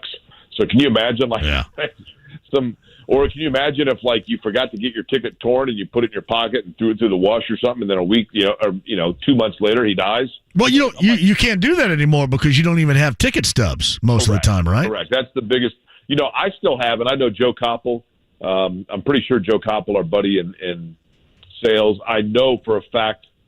Scott Sander at Channel 8 have had this conversation. Guys our age, I still have every ticket stub of everything I attended from like first grade. Any Pacer game, Bengals game, Reds games, from first grade until probably well through college. Steve Miller Band concerts and Guns N' Roses and my infamous Culture Club concert and Billy Joel, all of them. I got all those. The best. Yeah, they cut that stub in half right there, didn't they? That one. They did. Yes, they did. Lord have mercy. That's bad news right there. Anyway, I had always misplaced mine or put them someplace, and that's unfortunate. I think Hagen's another one, too, that has all his ticket stubs. If you've ever been to Hagen's place, instead of wallpaper, he's got all his credentials. Yeah, everyone, too. And he's got ticket stubs and credentials. It's pretty impressive. Jay Query, the morning show on the Andy Moore Automotive Group hotline, he joins us. Did you make anything of the quote? And listen, I don't know if it's taken out of context or not, but the quote regarding Mathurin and what he was saying about LeBron James. And I just put it this way, and I want you to play off of it, that you want somebody, they all come with that level of confidence, especially at that level, and that's exactly what you want, but it is pretty ridiculous for him or really anybody to say that LeBron James on the basketball floor needs to prove anything to anybody. So I guess you can look at it both ways. Well, I rolled my eyes at it for certain, but I would like to think this. I'm going to give benefit of the doubt here. I would like to think what Bennedict Mathurin was saying is the following, and that is, hey, listen, I absolutely know LeBron James is a great player and the best player of his era. However, in order to be a successful NBA player, I try to fuel and drive myself from the inside by thinking the following, blank. It came off obviously totally the wrong way. Listen, if that's what he's got to do to motivate himself or set a bar for himself, then more power to him. But he did set a bar for himself right there out of the box where it's like, well, he just kind of set a table here. And I look forward to seeing LeBron go for 38, 20, and 10 in his first outing probably against him. But, young player, I'm not going to say live and learn because it's not that egregious an error, but I kind of chalked it up just as probably being overly honest and not clarifying that this is what he internally says to himself versus externally actually believes to be fact. It's Jay Query who joins us. Do you believe that they got this right? Something they have to get right. And, we kind of talked about this privately as well because the fans certainly feel this way. Duarte, you feel good about last year, but there's not a lot of draft goodwill built up with Kevin Pritchard. Does this kid have to be legit quicker because of that lack of goodwill that has been built up with the fan base here with Kevin Pritchard, or is everybody going to be as patient as they tell me they're going to be here? No, I think the former, and I'll tell you why. Listen, I'm going to give Kevin Pritchard here a little bit of benefit of doubt and then a little bit of heat.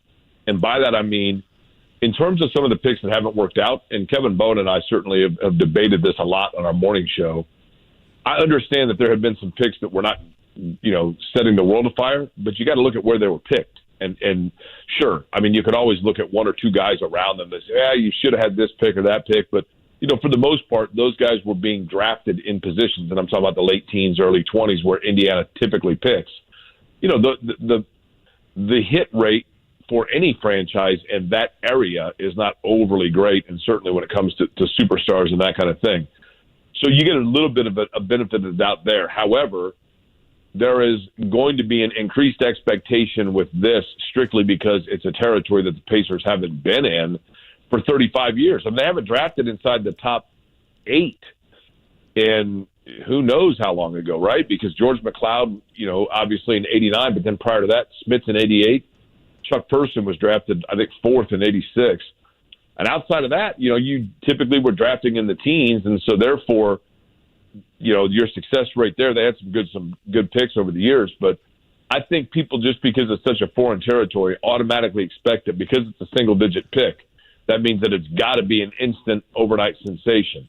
I do think when you look at it, of what was available to them, they took the safest pick. Now, you could say that Keegan Murray would have been a safer pick. Keegan Murray wasn't on the board. So, Shaden Sharp and Dyson Daniels might be guys that have higher ceilings, but maybe a little more question mark to them. So I think they went with the guy. I think it came down to the fact, John, that they went with the pick, quite frankly, that through the process they kept going back to. I mean, I think that this is a guy that was on their radar immediately. He had a really good workout. In addition to the workout after his lunch here, there were things in the workout he wanted to correct, so he requested to go back and get those taken care of, and I think that impressed him. And then in addition to that, on draft night, during the process, the night before the draft, he was hanging out with Halliburton and presumably wants to be here. And not only wants to be here, at least for now, but he doesn't have the big entourage. And I get that that's today's NBA. And when I didn't have an entourage by any stretch of the imagination, but my biggest treasure in life, or one of them, is the group of guys that I ran with in my early to mid-20s. So I certainly understand and appreciate that. But I think a lot of guys start to listen to too many voices in their head telling them they need to be somewhere else. I don't think, at least for now, that Bennedict Mathurin comes with that. And I think that was an addition. So I think all the boxes were checked for them. Here's the thing, getting back to Pritchard too, and a lot of people are wondering because the Pacers, besides trading back into the draft and going after Kendall Brown late in the second round, they basically did what everybody expected, and people are looking for that aggressive play that Kevin Pritchard had talked about a couple of weeks prior, and people had asked me about it, and you got to blame Kevin Pritchard for that. I mean, he's the one that kind of it's like when you're thinking about, Mathurin and, you talk about the target of the bullseye that's going to be on him because what he said about LeBron James. When you talk about being aggressive, people expect aggressive, not necessarily on your timetable, but theirs. Yeah, I just think, my thing is this, John, and I've always been a guy that kind of, I'm not going to say preaches patience because I know fans aren't patient and I understand and respect that. But at the same time, when it comes to building an NBA roster, being overly aggressive too early sometimes can backfire on you. And I think you got to kind of wait. You do part A and then you do phase 2. And, it's kind of like the renovation to the field house. You look at the renovation of the field house, they didn't just knock it down one day and rebuild the thing. It's been in phases. And I think the franchise, the roster kind of goes that way too.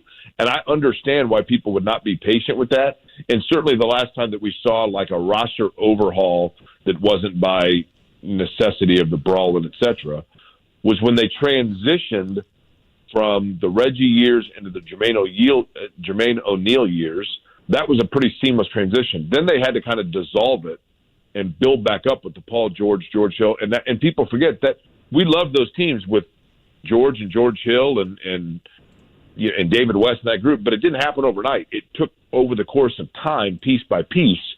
And with each piece, people were like, what are they doing? And then it all comes together and you go, okay, now I get it.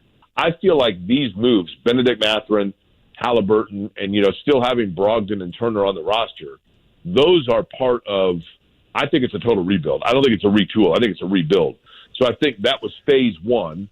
Well, actually, phase 1 would have been the trade of Sabonis. Phase 2 would have been the draft that we saw. And then phase 3 would be to see what they can parlay, either Brogdon, Turner, or both, for young pieces. And then you let that group play together and you see where you go. How many actual years do you think we're talking about here?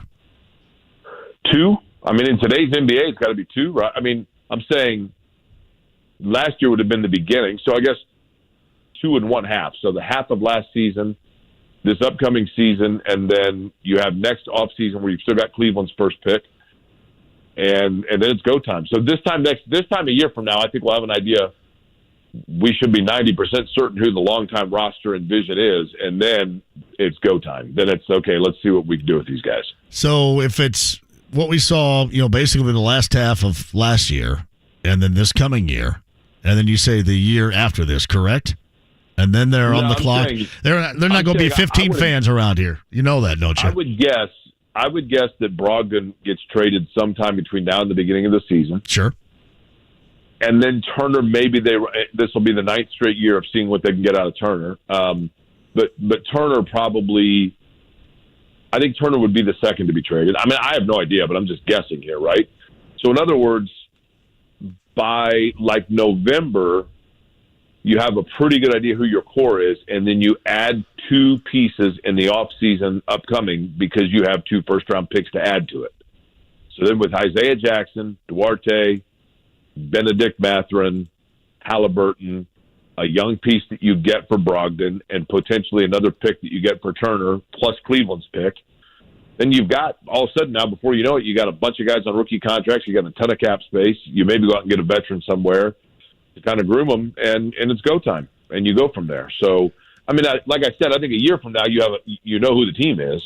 Then it's just a matter of waiting to see how long it takes for them to all come together. And I totally understand what you're saying, and the fact that might mean another year of people coming out to see LeBron and Steph Curry and Giannis, and those are the selling points. Yeah, it's going to be reminiscent, I think, of a lot of what we saw, if anybody remembers, back at MSA in the 1980s. I think it will. That's possible. I mean, hell, you know what's interesting is I went to a lot of games last season, and it was really weird, especially once they made the trade and they had Buddy Hield and Halliburton. It was really weird because they weren't any good, but they were like kind of oddly interesting. I don't know why. No, because it was new and fresh. It was new. It was new and fresh. It, right? Yeah, you weren't watching, the 2 bigs stuffed in there together, and it was new and fresh. That's why. I mean, every once in a while, and look, they were bad. I mean, and they're bad. I mean, they're starting from scratch. I get it, but every once in a while, when I just feel like torturing myself, I'll pull up like YouTube clips of like when Granville Waiters and Brooks Steppe and Jim Thomas and Jose Slaughter were on the floor, and there were 4,000 people, and the brown curtain, and the only people that were there because Kool and the Gang was performing afterwards, and it was just like, oh my gosh. There were zero expectations too, because the ABA days of that success were long in the rear view, and totally, that is, I agree with you. That was terrible, but nobody really knew anything about expectations. I too watched Bill Garnett and Devin Durant days back then too. Yeah. Kevin Durant, man, yeah. I mean, I'm telling you, those were, the days of longing for a healthy 2-week stretch for Steve Stepanovic to try to get into the 20-win category. Yeah, the frozen envelope that helped that process out to get him here too. Yeah, I mean, you believe that? You believe that legend, the frozen envelope legend? I think it was a bent corner. And of course, that is what the 85 draft, correct? 1985 draft? Yeah, so in 83, I remember in 83 at Allisonville Elementary School, they played from WIBC Radio live on the air, the coin flip, where the Pacers lost out on Ralph Sampson. And so in 83, they ended up with Steve Stepanovic, who was not a bad player. He just couldn't stay healthy. And then in 85, then 84, they drafted Vern Fleming. 85, it came down to the lottery, and they were the runner-up behind the Knicks, and it was Wayman Tisdale. We got Wayman, and then 86 Chuck Person, 87 Reggie, and 88 Smith. So they had a good run there of draft picks. It just look how long it took them, man. I mean, even that, they didn't break through until 94, winning a playoff series. And that was, I mean, it's not like nobody was coming out then either, except when Larry Bird or Magic and Kareem or Dr. J were in town then. But 100% correct. Yeah, this is. I remember one time I went like in 85 or 86. I got Pacer tickets and was super excited. And it was, I think I actually won them on a radio contest or something. And they were playing the Celtics, and it was St. Patrick's Day. And all these idiots, Pacer fans, are walking around in green shirts. And I'm like, hey, man. What year was that? Celtics. What year was that? It had to be in the mid-'80s. So maybe it wasn't right on St. Patrick's Day, but it was right around it. I kid you not. I mean, I'd have to look it up. Now I say that, I'm probably totally off. But I'm thinking either in 87 or 88, we came up here during our spring break down at Eastern Green and stayed in the in the Hyatt because there wasn't anything to do down here at that time. You just rode the glass elevator for 3.5 hours. That's all there was to do. There was a McDonald's down there, and there was zero to do. But we stayed in the Hyatt, and then went across the street. I think the Embassy Suites was there, and walked around in there for a little bit. Then went to the Celtics and the Pacers game, and it was all, Celtics green and Larry Bird stuff, and that was it. Did you go down to Union Station and get your picture taken on the cover of Sport Magazine? When Union Station made that transition, that was like the first thing that the downtown had for basically anybody, but certainly the younger generation. That was such a great thing. I miss that so much. That was awesome. Now, I heard Union Station, it's called the Nevermore, and there's a new multi-purpose entertainment thing that's going into Union Station, which I'm thrilled with. My mayoral campaign of turning Union Station into the world's largest sports book is going to be challenged, perhaps. But, we got due time to do that. But Union Station was great, man. It was great until all of a sudden, as you and I have talked about a million times, 2 years later, it was 250 fudge shops and 4 karaoke stores, and that was it. Well, when it had go-karts on top and it had all those arcade games, the food court was unmatched. The thing was huge. It was great, man. There was actually a food court. I wonder if anybody remembers this. In Broad Ripple, underneath where the Vogue is, you don't realize that strip mall, that the Vogue and then C.T. Peppers under there is a huge catacomb that was a food court led by the Great Potato Factory in 1984. Reed Duffy came out and eating baked potatoes live on TV underneath the Vogue, and it lasted for like 2 years and then went away. But it was awesome, too. The Great Potato Factory. Is that where, like, the background of it just said potato, potato, potato, potato, potato, up and down diagonally, I think, yes. That's awesome. Some idiot investor was like, what'd be good? Let's just open some place where people eat baked potatoes. And, it lasted for a while. Hey, I would be down with that right now. Why couldn't that make it? Because when you essentially saw, especially with Wendy's, they came up with their potato bar back then. That was awesome. Wendy's was killing on the baked potatoes, man. No question. You could Wendy's for years. I probably didn't sell a cheeseburger because the only reason anybody came in was to eat from their salad and their hot bar and their potato bar back then. That was money. Oh, that's right. That's right. Gotta love it, man. No doubt about it. What else you guys talking about tomorrow morning? I see where Chad Buchanan's on with you guys. Of course, I don't think Kyle's received an email back for us. I don't know what the hell's happening there. Well, you guys are lucky. You got email back. Here I sit, all brokenhearted, and you know the rest. Listen, if there's anybody willing to get up to talk to us before 10 o'clock in the morning, we are thrilled with it, man. And nothing. Zero. We get lucky if Kyle gets an email back. Well, hey, you haven't been bad-mouthing him? I don't know. Who knows? I miss David Benner. I know that. That's a mystery. I don't know, man. I miss David Benner. Where are you, David? Come back. You want me to ask him when we have him on? You want me to say no? I'm gonna let somebody down there get back with my ass on this because it's a little bit frustrating. It is. They need to know. They can't get on your bad side here, right? Oh no! I mean, I'm not going to be a jerk like that. But listen, we both know, and I know this. When you're the voice, right? I mean, honestly, I'm not. I'm far from that. I'm far from that. But people ask me questions all the time, and then I'm telling you that. And then you don't have to say that. They get bent out of shape because you're misinforming. Well, wait a minute. Well, we would inform if somebody down there would get back with us in an email and then get the information on here. I mean, you're the ones that are talking about a long rebuild and stay patient. We're just trying to help you out a little bit here, right? That's why you have Chad on tomorrow. Listen, I totally understand. I get where you're coming from. Totally understand. David, where's David Benner? I know he was spent all weekend at Ruoff. Yeah, all weekend at Ruoff. Yeah, no question. No doubt about that. I'm waiting. David's enjoying his retirement. He is. Chrissy, where are you? Anybody. I love Chrissy, too. Chrissy's the best. Absolutely. All right. Well, I'll be listening. I'm going to be taking notes from Chad Buchanan, and I'll share them with our listening audience tomorrow afternoon. Well, if you'd like, John, you guys can take audio from our show. Can I call in? Wait a minute. I'm writing down this audio idea because I don't like it. Do you want to come in and ask a couple questions? No. Can I call in?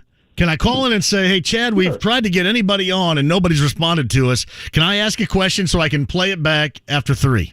Can I do that? Yeah, you can. We can put you. We can get you in there and work you in. They don't tempt me because I just might. I'm telling you. This is the kind of teamwork that makes our station unique. It is. We are unique. We are unique and organic. Oh man! And this is what separates us, right? Unique and organic. That comes right from the filing cabinet of Consultant 101, right there. If you can't do it, consult it. The consultants say, I can tell you right now, radio consultants say, talk baked potatoes for 20 minutes, NBA draft for 2. Good to go. Thank you so much. And then complain about not getting a call back. That everything is good then. That's right. That's right. All right, man. Yeah. Stay in touch. Listen, I might call you guys. Tell Dykton I may call you guys and see if I can ask Chad a question in the morning. And then we'll play it back tomorrow, and then we'll say we had somebody on the air. That's good. Awesome. We will put you on. Appreciate you, brother. See ya. I see you. It's Jake Query, the morning show. They got Chad Buchanan coming on tomorrow morning. What time did he say? Did he say? He and Kevin. Kevin and Query tomorrow morning, 7 until 10. Meanwhile, here I sit. Oh, you guys wanted me to go the entire way with that. That is good. And we'll just sit here and wait. Mickey Shuey, IBJ, top of the hour. Jalen Moore was outstanding a little bit earlier from Oakland University. He is going to be a senior guard there. And what he's doing with Cloverdale, his old high school, having a free camp for them coming up in July. Just a really good kid. Podcast 1075thefan.com. Here's what I've noticed, too. While I'm whining and crying about stuff here, I have noticed inside the lounge via YouTube Live that the thumbs up are not where they need to be. And you know me, you can tell in the past 10 minutes, you can tell just how sensitive I am. So we've got to raise the bar on that a little bit. I cannot leave this show at 6 o'clock feeling like this. So hammer that bad boy, would you? Make a guy feel good. Make a guy feel good. Quick break. Your phone calls at 239-1070 next. 2022 NBA Draft. The Pacers will really have a new look now. The Indiana Pacers now on the clock. With the 6th pick, the Indiana Pacers select Bennedict Mathurin. Giving it up. Oh! And the hammer from Mathurin. What happens next? Bennedict Mathurin. Happens here. I love his style of play and what he can bring. Your home for Pacers basketball. 93.5 and 107.5. The Fan. The Moore Shop in Fishers introduces Spartan Mowers with SRT, RT, RZ, and KG series for any yard, anytime. Find Spartan at themooreShop.com, 317-849-9500. The largest bourbon event in Indiana is back. Big Red Liquor's Bourbon Expo and Rare Bourbon Lottery is Saturday, July 9th, 1 to 4 at the Indiana State Fairgrounds. Tickets on sale now for 400 plus bourbons to sample, plus Rare Bourbon Lottery. Get your tickets now, BigRedLiquors.com. Must be 21 to enter. O'Reilly. Stay cool this summer with AC Pro Refrigerant and O'Reilly Auto Parts. Right now, get a $15 O'Reilly Auto Parts gift card after mail-in rebate, plus earn double O Rewards points with the purchase of select AC Pro Refrigerant products. Beat the heat before you hit the road with AC Pro Refrigerant at your local O'Reilly Auto Parts store. O'Reilly Auto Parts. There's only one company that meets the gold standard in hair restoration and hair transplants. We Grow Hair Indy. Hey, it's JMV, and I'm here with Darren Andrews. Darren, people are coming from all over the world to We Grow Hair Indy to grow their hair back. Hi, JMV. It's great to be here. Yes, they are. And JMV, as you know, we are very proud of the technology and the results at We Grow Hair Indy. We Grow Hair India is one of only 2 places in the entire US that offers both the Artist Robotic FUE and our trademark procedure, multi-unit hair grafting. I was tired of my bald spot, which is why I went with multi-unit hair grafting and got more hair in one procedure. Call 888-724-5129 for a free evaluation. That's 888-724-5129, 888-724-5129, and grow your hair back. The one company that has the best technology and results. WeGrowHairIndy.com, the gold standard in hair restoration. 2022 NBA Draft. The Pacers will really have a new look now. The Indiana Pacers now on the clock. With the 6th pick, the Indiana Pacers select Bennedict Mathurin. Giving it up. Oh! And the hammer from Mathurin. What happens next? Bennedict Mathurin Happens here. I love his style of play and what he can bring. Your home for Pacers basketball. 93.5 and 107.5. The Fan. The Ride with JMV. And the beat goes on, yeah.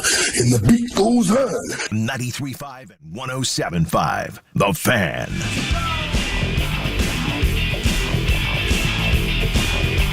Jalen Moore was outstanding earlier.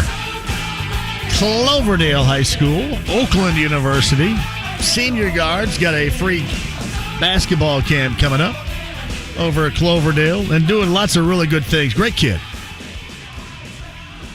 Those over at Cloverdale, Coach Rady, and certainly Mike Burris, who had him for a couple of years down at Olney Central,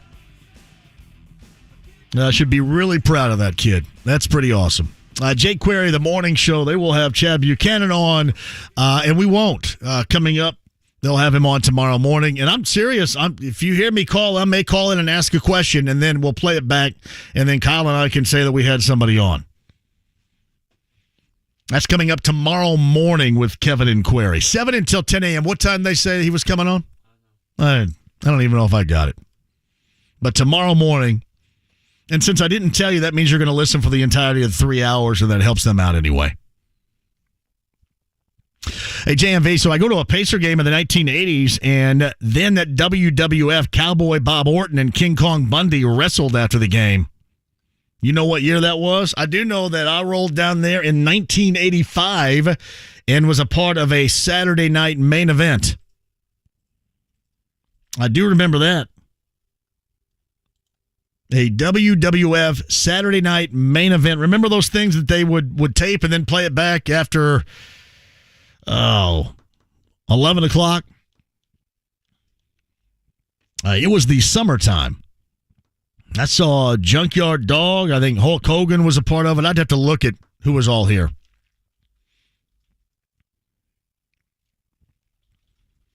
The problem was we got dropped off down here about, 5 hours. 5 hours before the start, and there was zero to do. I think we ended up walking around for a minute inside the city market. There was little to do. I didn't know that Union Station was getting a facelift as far as having some stuff. And that was back in the day. That was awesome. Back in the day, that was awesome. And then they had a couple of bars. One was the sports bar that was down there that had the boxing ring with the dance floor. It was the dance floor was a boxing ring. That's where I saw the former RTV6 sports director, Ed Sorensen. Ed Sorensen was having a good night down there once upon a time. They also had the piano bar, the sing-along, kind of like what Howl the Moon is right now. It was called Little Ditties. Good time back in the day. Mike in Portland, Oregon writes this, JMV, my mom was at the last Elvis concert. Reportedly, she and her friends threw their panties on the stage. I'm going to assume not the ones that they were wearing at the time. Might have been, man. Might have been. Matt C. checks in. Can you bring the show down to Florida? That is an excellent backyard you have working there. A little canal action, a pool. Get that cool that they cover them up with the screens down there so the bugs can't get at you.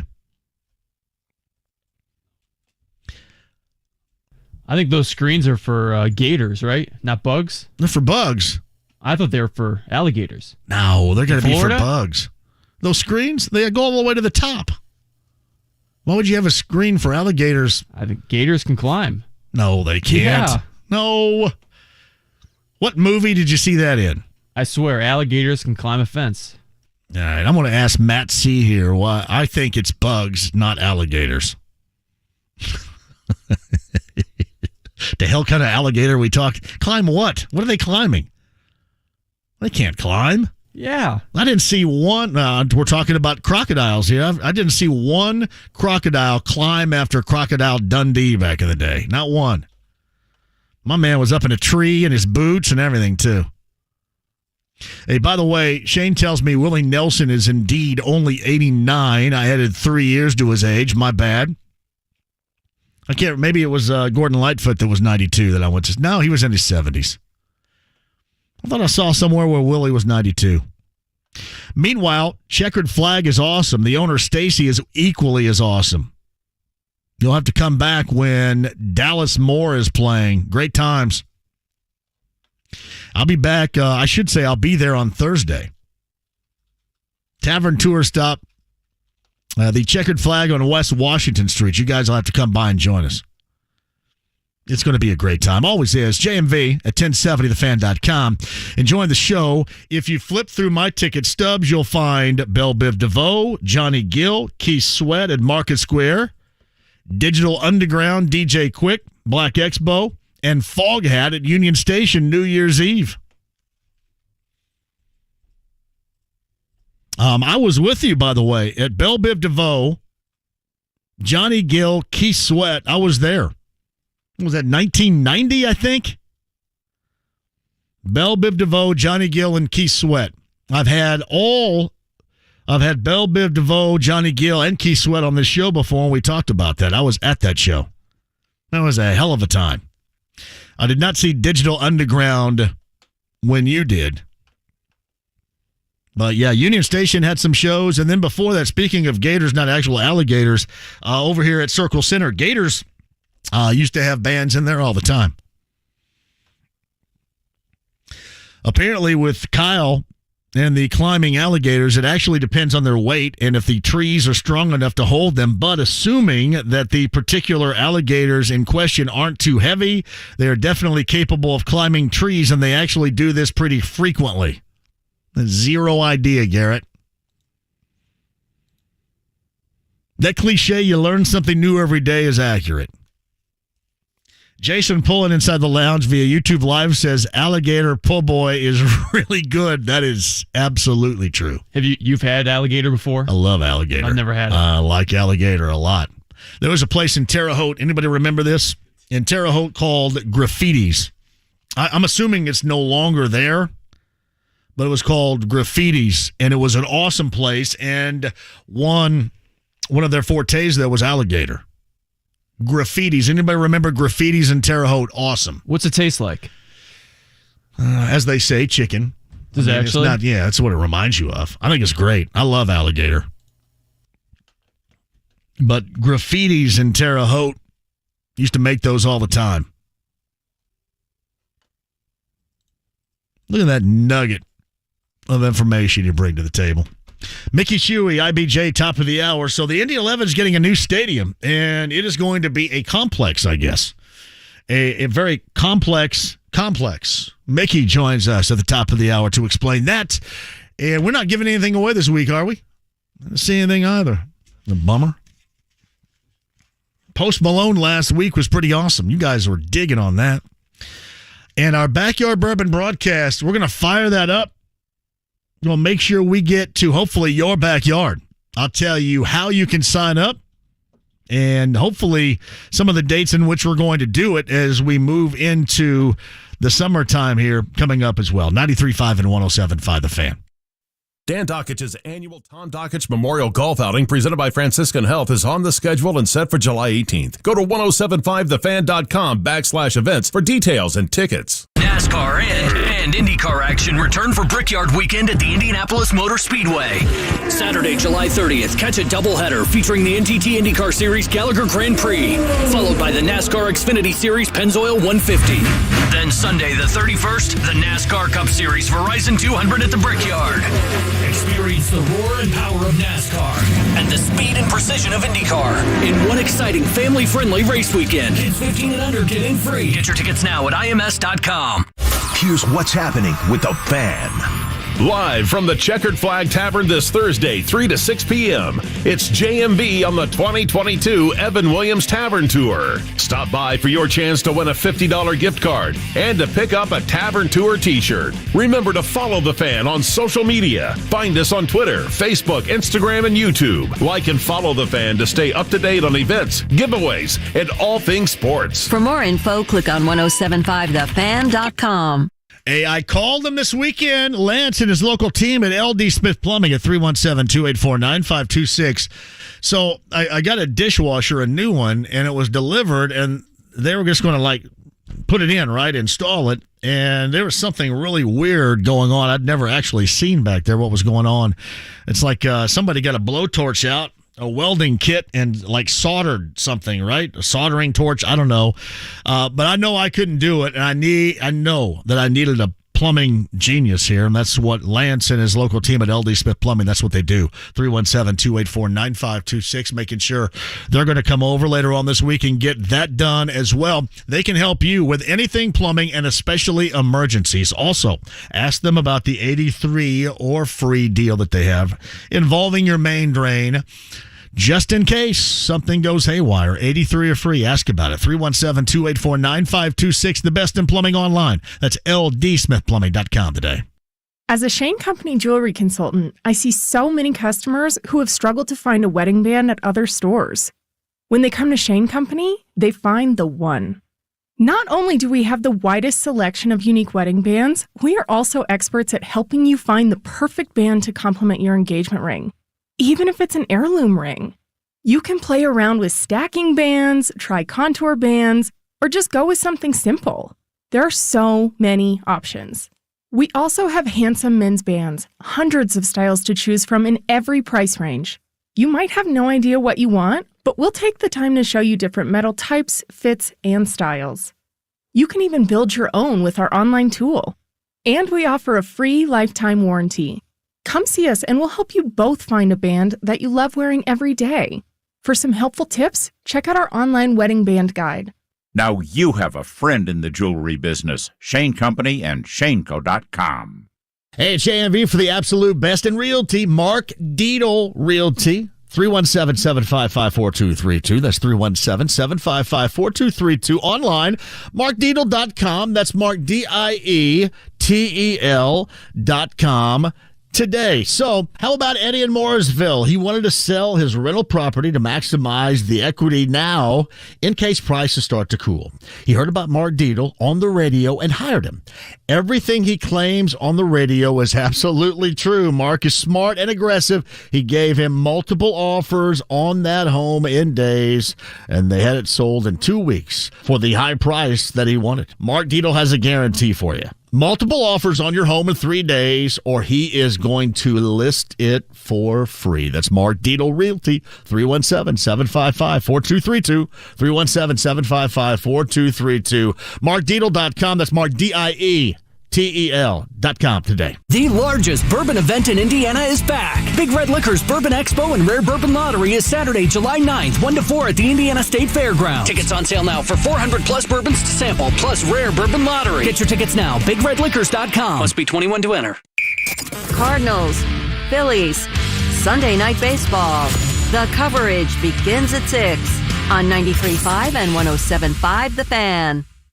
The Ride with JMV. Collect them, trade them, or just enjoy them. 93.5 and 107.5 The Fan. There's no way that at some point back in the late 1990s or the early 2000s that this band did not play at Gators inside Circle Center Mall. No way. Silverchair had to have played there. I'm just guessing. Jeff Rabjohn's had this a little bit earlier today, so we know that the Crossroads Classic was outgoing, meaning no longer taking place. Its replacement at Gainbridge Fieldhouse, December the 17th, is Ball State versus Illinois State and Purdue and Davidson. So Michael Lewis, the new head coach at Ball State, get a crack at the Redbirds, Cardinals and Redbirds, and that. You got the Boilermakers and the Wildcats. I believe that is going to be a battle of the Lawyer brothers, Fletcher and Foster. It sounds like an accounting firm or maybe a California vineyard. I'm not sure, but that's what you're going to get. Those will be some highlights for you when that comes back. J-Law, thank you very much. My Monday is going fantastic inside the lounge via YouTube Live, as always. Hey, JMV, we used to go to Graffiti's when I was at Indiana State. I remember it being 2nd Avenue, maybe. I think there was a B-team level gents club nearby. What was that? That was 9th Avenue? Yeah. I'm assuming that place is still open over there. Yeah. It was noteworthy, not for the right reasons. No, noteworthy for all the wrong reasons. But sometimes you just kind of felt it a little bit, right? That's from Jason. JMV, do you ever have a movie come on that's edited and then go scouring through streaming options to see if you can find the unedited version to watch? Yeah, occasionally I will do that. I didn't yesterday when Fast Times came on. It was the edited version. I was just kind of waiting for it. Pat writes this, JMV, if Kyrie Irving goes to L.A., wouldn't that be too close to the edge of the world for him? I want it to happen, and I think logically it will happen. As Kyle mentioned during the break, LeBron James gets what LeBron James wants, so Kyrie Irving will be there. And then Kevin Durant's going to want out of Brooklyn, and everything that he did to build in that trio of greatness in Brooklyn will fall apart. It will fall apart. And that will be that. But yeah, the Kyrie Irving to L.A., just for the soap opera, really. Just for the soap opera. And that's about it. Yeah, Mickey Shuey's going to join us coming up at the top of the hour. Indy 11, they're going to redevelop the Diamond Chain site here in downtown Indy into a soccer stadium and commercial district called 11 Park. I've got to see what that entails. And you're going to say, whoa, soccer, wait a minute. No, this is not just soccer. I want to see what else is going on.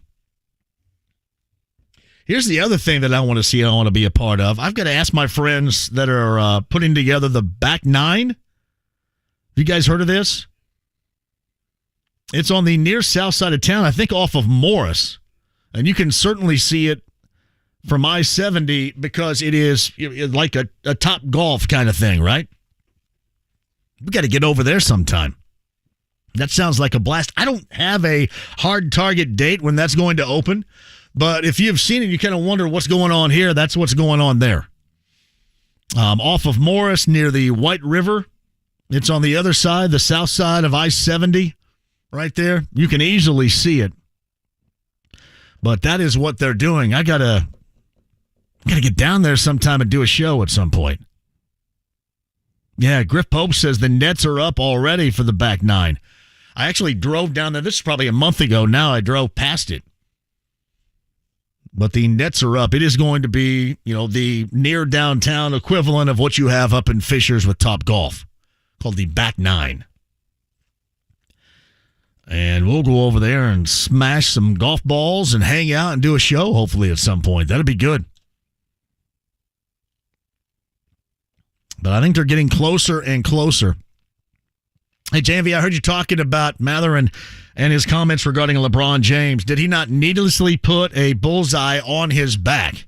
Yeah, he did. There's no doubt about it. He did. I kind of look at it this way. You like, because you got to have that level of confidence, but you don't want to get into that because LeBron James has absolutely nothing to prove on the basketball floor to anybody, and it's just pretty silly. Just don't. Just go out there and play, get into it, endear yourself with your play on the floor, and help get this thing back in gear where everybody wants it to be sooner rather than later.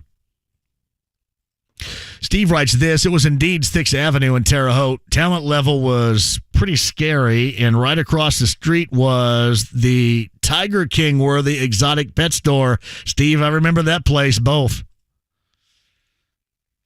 Man, I went to 6th Avenue once, and it was... yeah.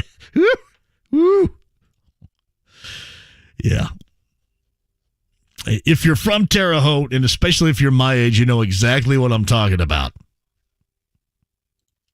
And there was really the only reason you were already so far in the bag that you didn't have much wisdom placed into your decision making. That's just normally it. I don't know. Maybe somebody popped in there to see the legend that it had become. Yeah, he was definitely something. All right, Mickey Shuey, IBJ, top of the hour. Jake Query a little bit earlier. And Jalen Moore was outstanding as well. The Cloverdale alum, going to be a senior at Oakland University. A fantastic kid with a free basketball camp for everybody in and around Cloverdale coming up in July. And he's doing some really nice things for the start of school over in Cloverdale as well. Just a fantastic conversation. And give you a little bit more info in case you missed the interview. Jalen Moore is the son of William Moore. William Moore played with Marlon Fleming as a part of that Southport team back in 1990 that lost in the afternoon semifinal to Damon Bailey and Bedford North Lawrence. He was an outstanding player in his own right. I think went JUCO first, ended up at Murray State, played overseas for a number of years, but his son Jalen is incredibly talented and a great kid. Podcast 1075thefan.com. Your calls and Mickey Shuey, the IBJ, straight ahead next. Put on your helmet.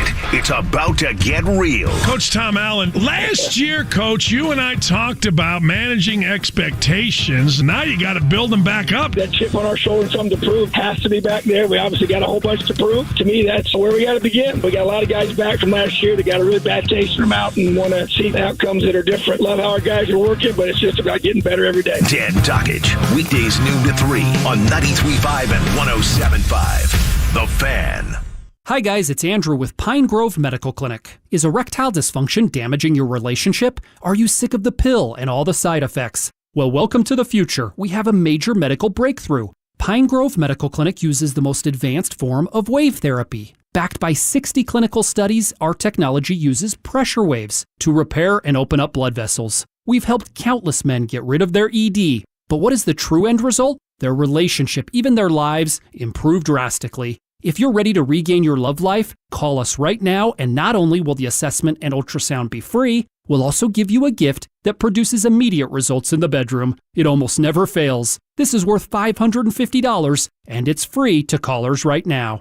317-552-1111. That's 317-552-1111. Put a stop to your erectile dysfunction and experience what I call the happiness ripple effect. Call Pine Grove Medical Clinic now. 317-552-1111.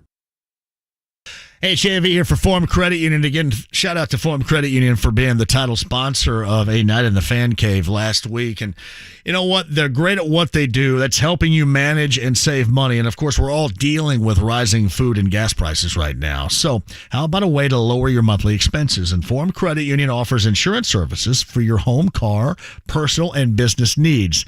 They shop multiple carriers to give you the best rates. Plus, if you bundle car and home policies, there are even bigger discounts coming at you, too.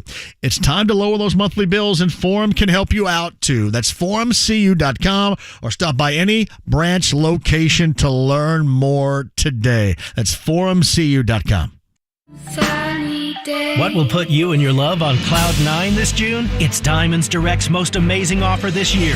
Right now, for a limited time on any purchase, get the best price, pay nothing down, and get 5 years, 0 interest financing. If you've been swooning over that $5,000 designer ring, right now it's only $85 a month. $3,000 diamond studs, just $50 a month, and they're yours. Don't miss this special limited time financing event exclusively at Diamonds Direct. Get details and more at diamondsdirect.com.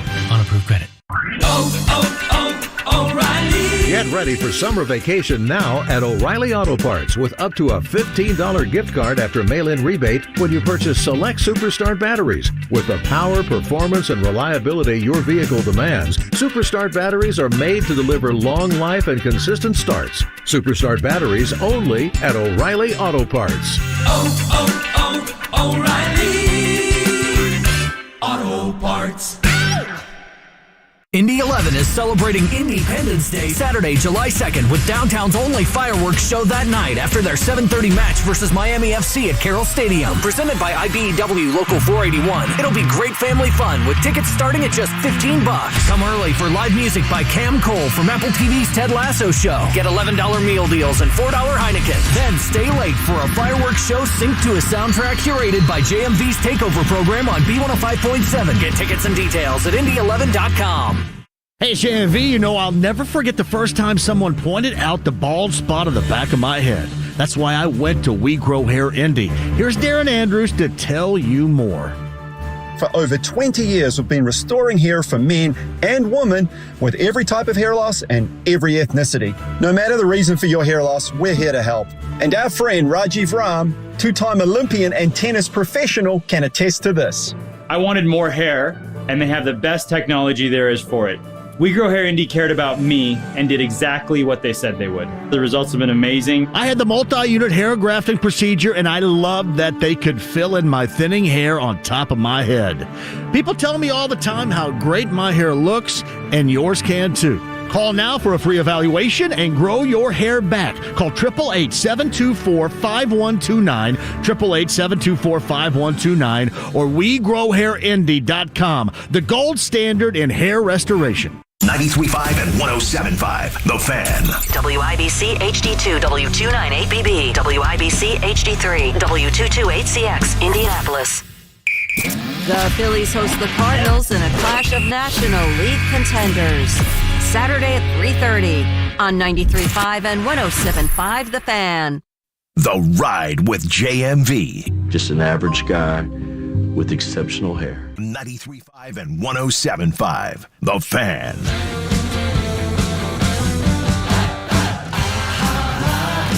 Jalen Moore a little bit earlier, podcast 1075thefan.com.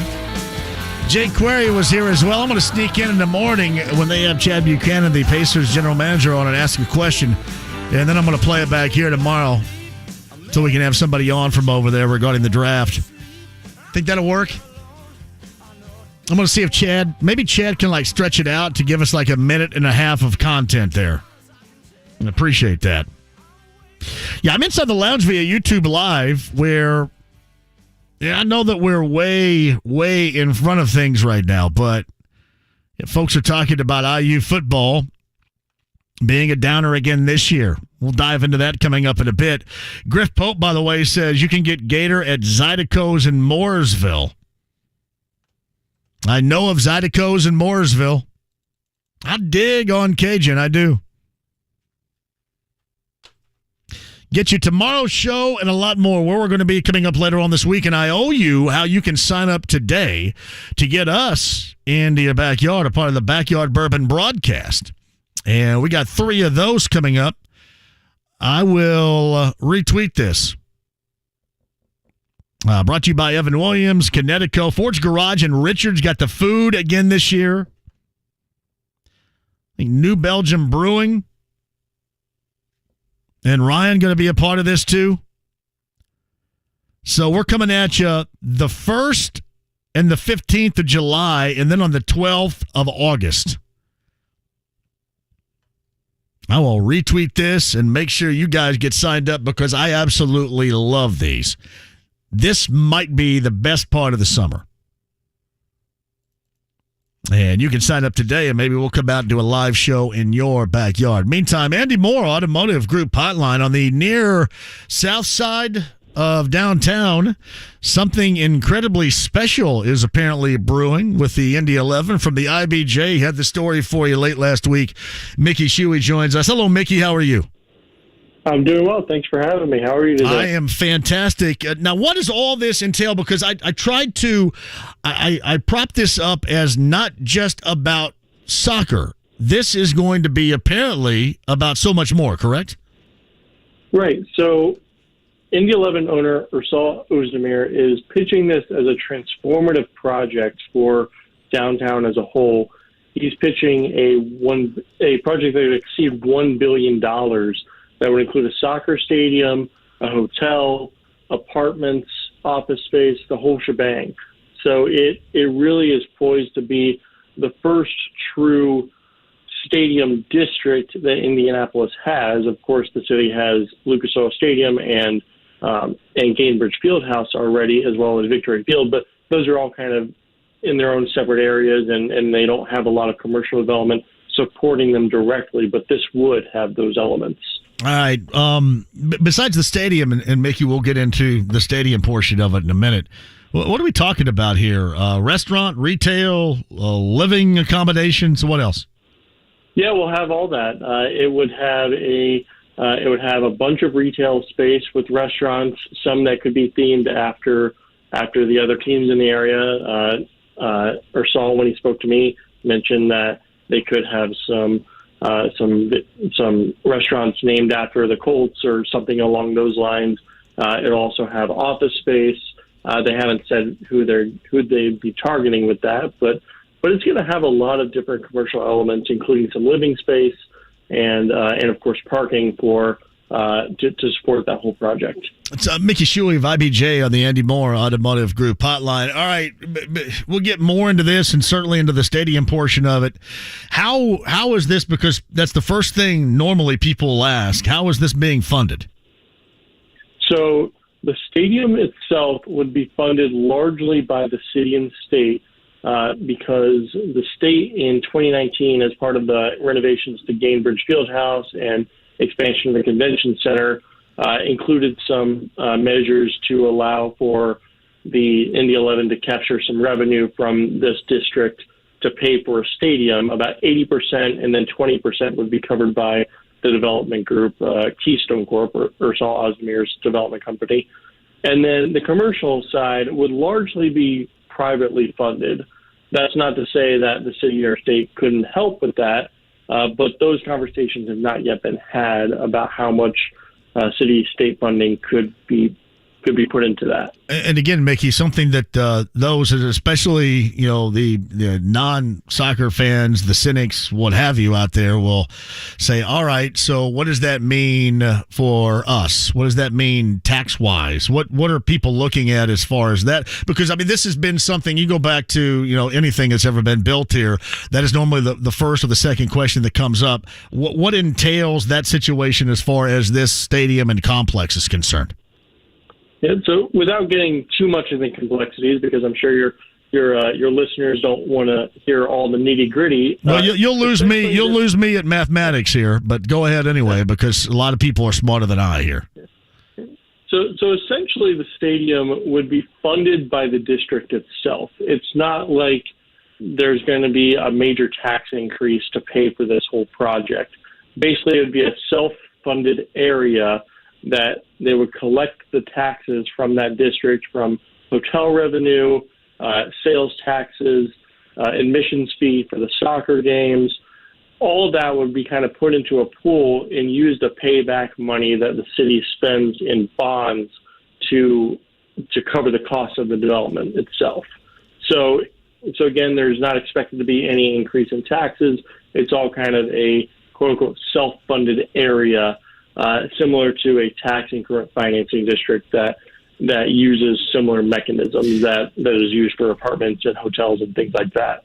So Mickey Shuey of the IBJ, he's on the Andy Moore Automotive Group hotline. So the Indy 11, they've been looking for a new stadium, a new place for a new stadium for a long time. What made this thing different to where they were able to seal the deal over such past attempts, I guess? So, yeah, you're right. They announced that they were working on this back in 2019, early 2019, and they've been looking for a site ever since then. The way Ursul told it, he had a few sites in mind, at least three downtown sites three downtown Indianapolis sites, and he narrowed it down to those. But then when this site became available in 2021, after the owner of the Diamond Chain Manufacturing Facility said that they were closing the site, he really moved on it. He said, you know what, we don't know for sure that this can go there, but we're going to move on it, and we're going to see if we can make it work. And lo and behold, they figured out a way to get everything that they want on the site, and perhaps even more than they had initially planned in terms of scale. And that's really what's making this site work. And its location, the Lucas Oil Stadium, Victory Field, Convention Center, are all things that Ursul really thinks are working in this venue's favor, because it's going to be able to attract other events there that might not have gone to other sites downtown. All right, Mickey, we've mostly dwelled on the positive so far. Are there any negatives to this? And is there, what's been from what you have heard, if you have heard, what has been the public response to this? I mean, overall, the public response has been pretty positive. The big question still seems to be what the overall demand will be for this venue when it opens. Because right now, Indy 11 is having a decent season, but they're only drawing about 6,050 fans per game on average at home. And this is going to be a 20,000-seat stadium. So I think there is a proof of concept that Indianapolis likes soccer, but whether or not Indianapolis embraces soccer wholeheartedly is going to be one of the big questions that comes as we move forward. And I think that there's going to be a lot of efforts that we'll see that Indy 11 put out there to try and get more and more people here to both events at Michael Carroll Stadium, where the games are played now, and to future games at this stadium when it opens. But I think that's probably one of the big questions. And of course, just trying to understand what the process looks like in terms of build out and city support. So those are the big questions right now. But overall, the attitude is pretty supportive from what I've seen and heard from people who are following this. Are you at all skeptical about them being able to find that level of fans to fill that place? And I guess another logical question might be, they can't stay at the level, right, to support this of soccer in which they're playing right now. This sounds to me like more of an MLS type of level that you're trying to build here, which as of right now, they're not. As to the skepticism question, I'm going to defer an answer on that one. But as far as the level, there are larger stadiums in United Soccer League Championship Division. I think there's a few that are in this range, maybe slightly smaller. But Ursul has not ruled out the Major League Soccer bid. Now, that's not to say he's going for it right now. He's more focused on getting all of these pieces put together. But he certainly hasn't ruled it out when I asked him that directly, whether that's something that's on the table. I think in an ideal world, he'd love to have that.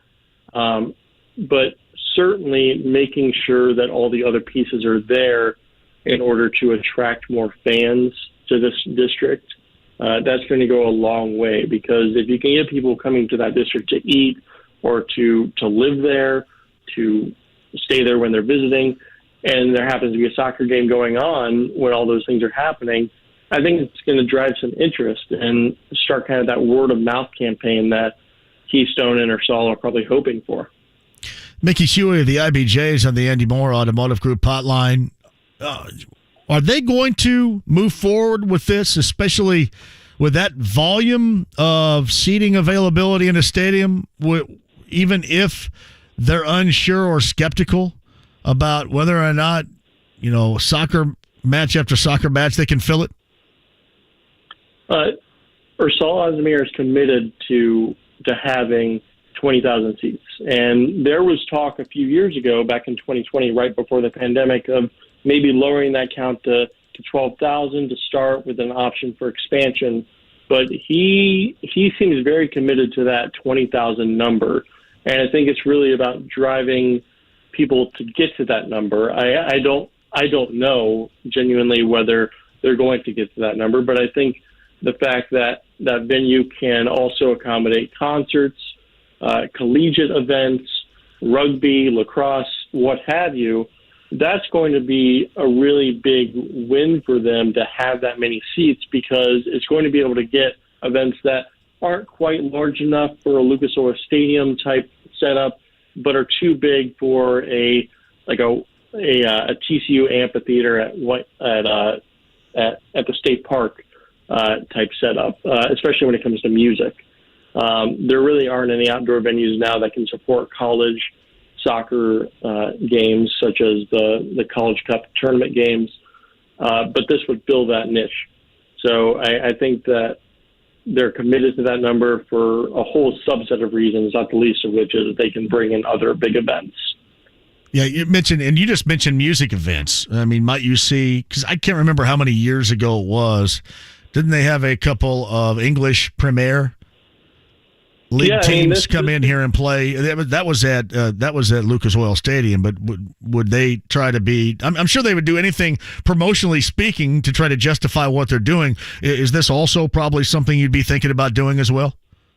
Absolutely. They have expressed a commitment to going after exhibition games, whether it's U.S. men's and women's national team friendlies or exhibition games with international teams. They really want to bring the world of soccer and entertainment to a new venue in downtown Indianapolis. That's kind of what their pitch is for the stadium. Mickey Shuey, the IBJ, is with us. This is your opinion on this. I mean, obviously you're great about the business and the business of Indy. You do that, and you see what's going on, at Fletcher Place and Fountain Square, Mass Ave. I mean, everything is growing. Does that have a direct financial effect on centralized downtown? For example, like where I'm sitting right now, or, what's going on or not going on within Circle Center Mall. Is there an effect, positive or negative, with centralized downtown with a project like this? I honestly don't know the answer to that question, JMV. I think that there's probably going to be a lot of studies done over the next few years to figure that out, especially as downtown continues to change. As you mentioned, the mall, I mean, that's going to go through drastic changes here in the next few years, certainly. But I think what we've seen with other venues like Lucas Oil Stadium and Victory Field, that's bringing people downtown, and it's giving them, especially if it's like an afternoon game, people are coming in earlier, maybe staying later, and they're wanting to explore, at least the individuals I've interacted with, they want to explore some more of downtown that's within walking distance of them, to kind of spend some time there and kind of waste some hours. So I think the jury remains out on whether or not this is going to drive away traffic from central downtown, but I'm sure it's going to bring more people into downtown overall. Mickey, what's the timetable for this venture? So it is a pretty aggressive timetable. They are hoping to break ground, or let me rephrase that, they're hoping to demolish the diamond chain manufacturing facility after it closes, which should be in spring of 2023. And they're hoping to get at least the stadium portion done by spring of 2025 in time for the team's first game, which would probably be April, May, maybe early June. Now, the other elements, there should be some that are built along with the stadium, such as a plaza, maybe some parking and some retail. But the other larger elements like office space and apartments, those will probably come in the years that follow that in a more phased approach. Mickey Shuey, the IBJ's with us. You brought this up, and I'm hoping you're okay for me asking and prepared for it, but what is going to happen to Circle Center here? Again, and starting with, are they going to fix the up escalator? That's the first thing. I do not know the answer to that. I wish wish I did, but I do know that they are continuing to work on that. They just came back about a month ago and told me that they had received some ideas from their architectural partners on this project, and I think they're hoping to get the ball rolling here relatively soon, perhaps even by the end of this year, on finalizing plans for what could happen with this pretty large piece of real estate in the heart of downtown. It makes me sad. I have so many incredible memories of that place, and I'm just kind of joking. Although you do have to walk up the escalator. At least you did week before last up there. You can go down on the escalator. No, you can't actually. No, you have to walk up and walk down. At least as of a couple of weeks ago. But there's so many great memories in that place, and to see it fade in the fashion in which it is to me sad. It's a time of change in Indianapolis, right? I mean, I've been here since 2018, and already so many things have changed in downtown Indy. I mean, I saw the opening of Bottle Works, and that was at one point a thriving manufacturing area, but then it went by the wayside and made way for something new. So the way I personally look at it is there something better coming down the pike? Okay, I like that. I'll take your advice on that and hope for the best as well. Mickey, here's the other thing. I was talking to Jake Query last hour, and we were talking about the good old days of Union Station. He had mentioned that something has been targeted to go into the Union Station, some kind of entertainment complex. Is that accurate? I frankly haven't heard about that. I'll have to do some digging on that. Okay. I was just curious. I didn't know. Maybe we were just making it up, because that's another thing in the past that we absolutely loved that is no longer with us. Yep. Well, they are going to be looking for a new spot for the Pan Am Pavilion after the departure of the NBA 2K League this year, this August. So that venue is going by the wayside as well to make way for the convention center expansion and new hotel. Is that where Shaquille O'Neal did a DJ concert on Saturday night right there? That's what's going away? I heard about that. I didn't get to make it out to that, but yeah, that's the area. Yeah, that was as they say, that was bumping. I drove up to do the JMV takeover on Saturday night, a little bit earlier in the afternoon in this case, and it was already fired up and ready to go at about 4:30. Great. Yeah, Shaquille O'Neal. Any other news that you can tell the folks about Indianapolis? Anything you're writing about? Anything you have of interest further down the road? Not quite yet, but stay tuned, and I'm sure we'll have something here soon. I was talking about, too, the back nine, which is over on the other side of I-70. It's kind of like the Top Golf they have in Fishers, but that thing's getting closer and closer to opening over there off of Morris Street, too.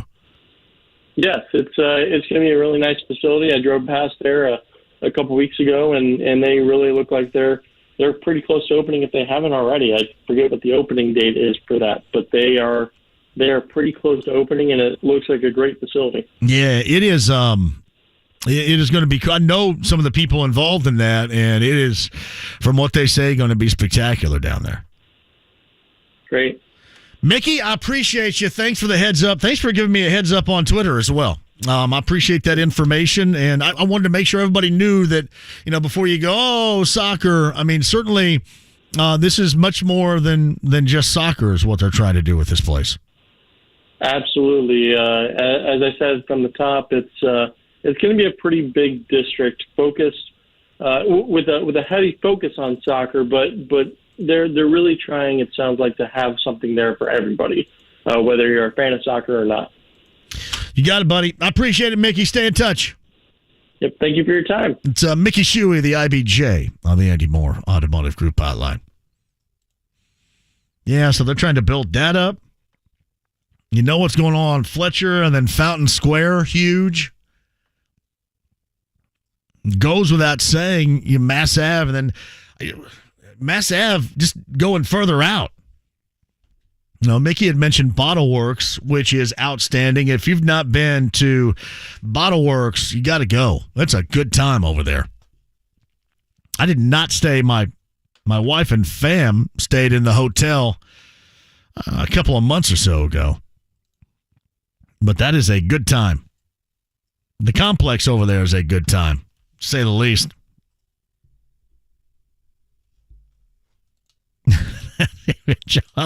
Come on, Charlie. Charlie, I want to hear what you have to say inside the lounge via YouTube Live that you're keeping your mouth shut about. Come on. We're all about info inside the lounge via YouTube Live. Got to get that in there. Jason says, I have not been in that mall in years. I was such a huge fan of malls. I am. And it's not because of the retail aspect of it. It was because of I developed these incredible social skills in a mall. It wasn't about going to county seat and buying stonewashed Levi's. It wasn't about going to merry-go-round and buying a Michael Jackson Thriller jacket and having to choose between that and the Beat It jacket. Oh, it wasn't about going to the Disc Jockey or Music Land or Sam Goody or Lazarus, LS Airs. It was about the social experience that is just no longer. Aladdin's Castle. The social experience is gone. That's always going to be a bummer to me. Yeah, certainly the younger generation, they don't care. But you have to admit, if you're a member of Generation X, you developed your social skills, did you not? Inside a mall somewhere. Whether it was around here, Castleton back in the day, Keystone, Eastgate Consumer Mall, Washington Square, Lafayette Square, Greenwood Park Mall, which is still there, College Mall, Bloomington. That was me right there. My social skills that I continue to lean on each and every day develop in large part due to a mall. Luca Pizza, which is still around. Those are the good old days. And Circle Center was fantastic back in the 90s. Especially the complex. They had Gators, they had Flashbacks, and Brewskis, I believe, right? 3 places? 3 bars inside of one place. Good memories there. Quick break. We'll return. Mickey Shuey of the IBJ, Jake Query of the morning show, Kevin and Query, and Jalen Moore of Oakland University, formerly of Cloverdale High School, was fantastic earlier. Podcast with each. 1075thefan.com. Your calls at 239-1070 and more next. 2022 NBA Draft. The Pacers will really have a new look now. The Indiana Pacers now on the clock. With the 6th pick, the Indiana Pacers select Bennedict Mathurin. Giving it up. Oh! And the hammer from Mathurin. What happens next? Bennedict Mathurin. Happens here. I love his style of play and what he can bring. Your home for Pacers basketball. 93.5 and 107.5. The Fan.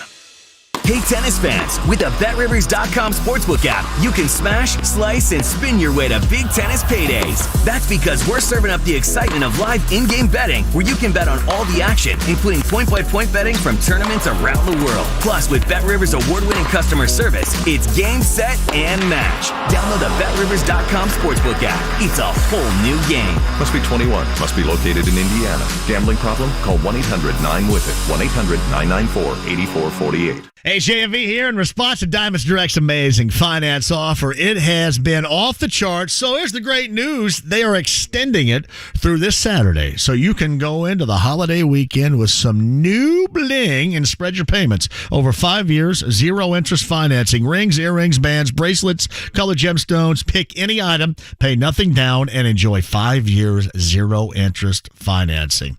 you can go big, for example. Especially, fellas, you're going to pop the question. You're taking that relationship to the next level. Go large. That $15,000 designer engagement ring, pay just $250 a month. We're talking 5 years, 0 interest, nothing down. This offer ends Saturday. Will not be extended again. Only at Diamonds Direct. Details and more. Online, diamondsdirect.com. On approved credit, that's Diamonds Direct, Keystone at the Crossing. If you're struggling with weight and frustrated with dieting each and every year, Mark Patrick Seminars can help. After this hypnosis, I want to eat good food. Since August, I can honestly say I have not had one potato chip. It was life-changing for me. And I don't think about desserts like I used to. Bridget, how much have you lost now? I've lost a total of 83 pounds. Holy cow. It's easy, it's fun, very relaxing, and very successful.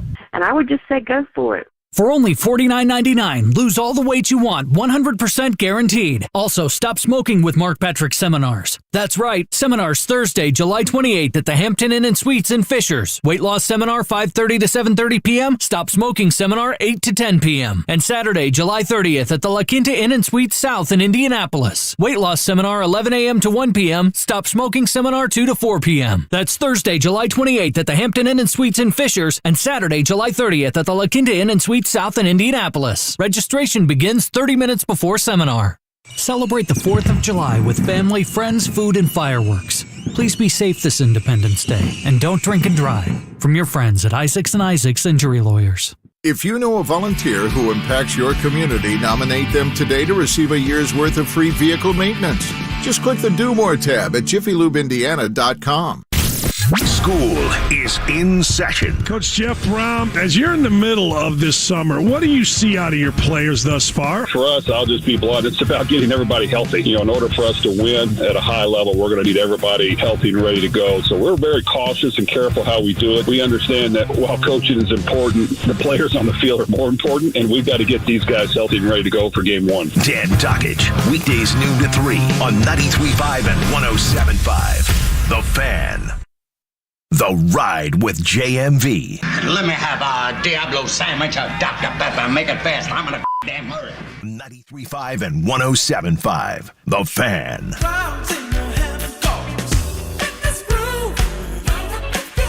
Tavern Tour stop on Thursday is going to be at the Checkered Flag on West Washington. It's going to be a blast. Me, Brent Halverson, and all the sampling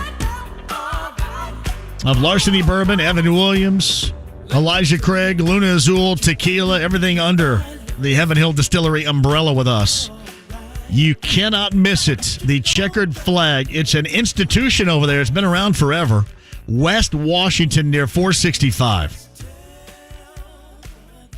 That's on Thursday. Also, you can sign up for our Backyard Bourbon Broadcast. These are famous. We could broadcast, do this show, and have a party for you and 30 of your friends in your backyard. That's simple. We're going to start on Friday. So Friday, the 15th of July as well, and then the 12th of August. Brought to you by Heaven Hill Distillery, Connecticut Water. Richard and Ford's Garage will supply the food, which is always awesome. And, of course, the Connecticut Water to make sure we maintain peak hydration. Always. Log on 1075thefan.com. I'm going to go ahead and retweet this right now. And you guys, here's what I want from you. Go ahead and send me your pictures, too. Like Ross in Plainfield sent me a picture, and this place looks awesome. A little backyard, some pool. Yeah, fired up. 1075thefan.com, or just get on my Twitter account at JMV1070 and sign up today. David writes this. So, JMV, I just heard on your show a spot for Mark Patrick weight loss. Does that change the famous "Sir, I gotta go" to "Sir, my love handles have gotta go"? It is not the same Mark Patrick as the one in which I used to work with. JMV, did you say there's a podcast for the Jalen Moore interview? It should be up here shortly, if it's not already up. Kyle's good about putting it up. Jalen Moore from Cloverdale and Oakland University. Also, a shout-out to Mike Burrows, who coached him up back in his JUCO days at Olney Central. Great stuff with Jalen Moore earlier today. Big Glenn, who we saw, well, we actually saw a couple of different times this past week. A night at the Fan Cave on Wednesday night. Hope you guys all enjoyed that. And we saw him again on Thursday at the District Tap, night of the Pacer Draft. And we're still waiting to get somebody on from that. Hey, Kyle, what do you think? How long are we going to be waiting? If I go ahead and set my clock on this right now, when will somebody get back with us and try to get somebody on to answer the questions of the Pacer fans here? Like anytime soon? I'm going to set my clock right now. What will it be when we get some confirmation, as we were promised last week, and unfortunately it wasn't delivered? When will this be? I want no part of this in between here, but hopefully soon. Let's just hope that. I even called David Benner, and he doesn't do it anymore. I said, David, man, can you help me out? And he said, I'm at Dave Matthews twice this weekend. I can't help you. I said, man, I should have known. Should have known. I set the clock right here. So 5:35:40. Boom. There it is.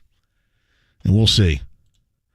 If not, I'm just going to join Kevin and Query tomorrow morning and ask Chad Buchanan, the Pacers general manager, one question, and then we'll play it back here. And then we'll act like we got something. Hey, JMV, I don't have a calendar in front of me, but I know it's late June because this Mathurin quote is actually being discussed. Framer and Irvington. Here's the thing about it.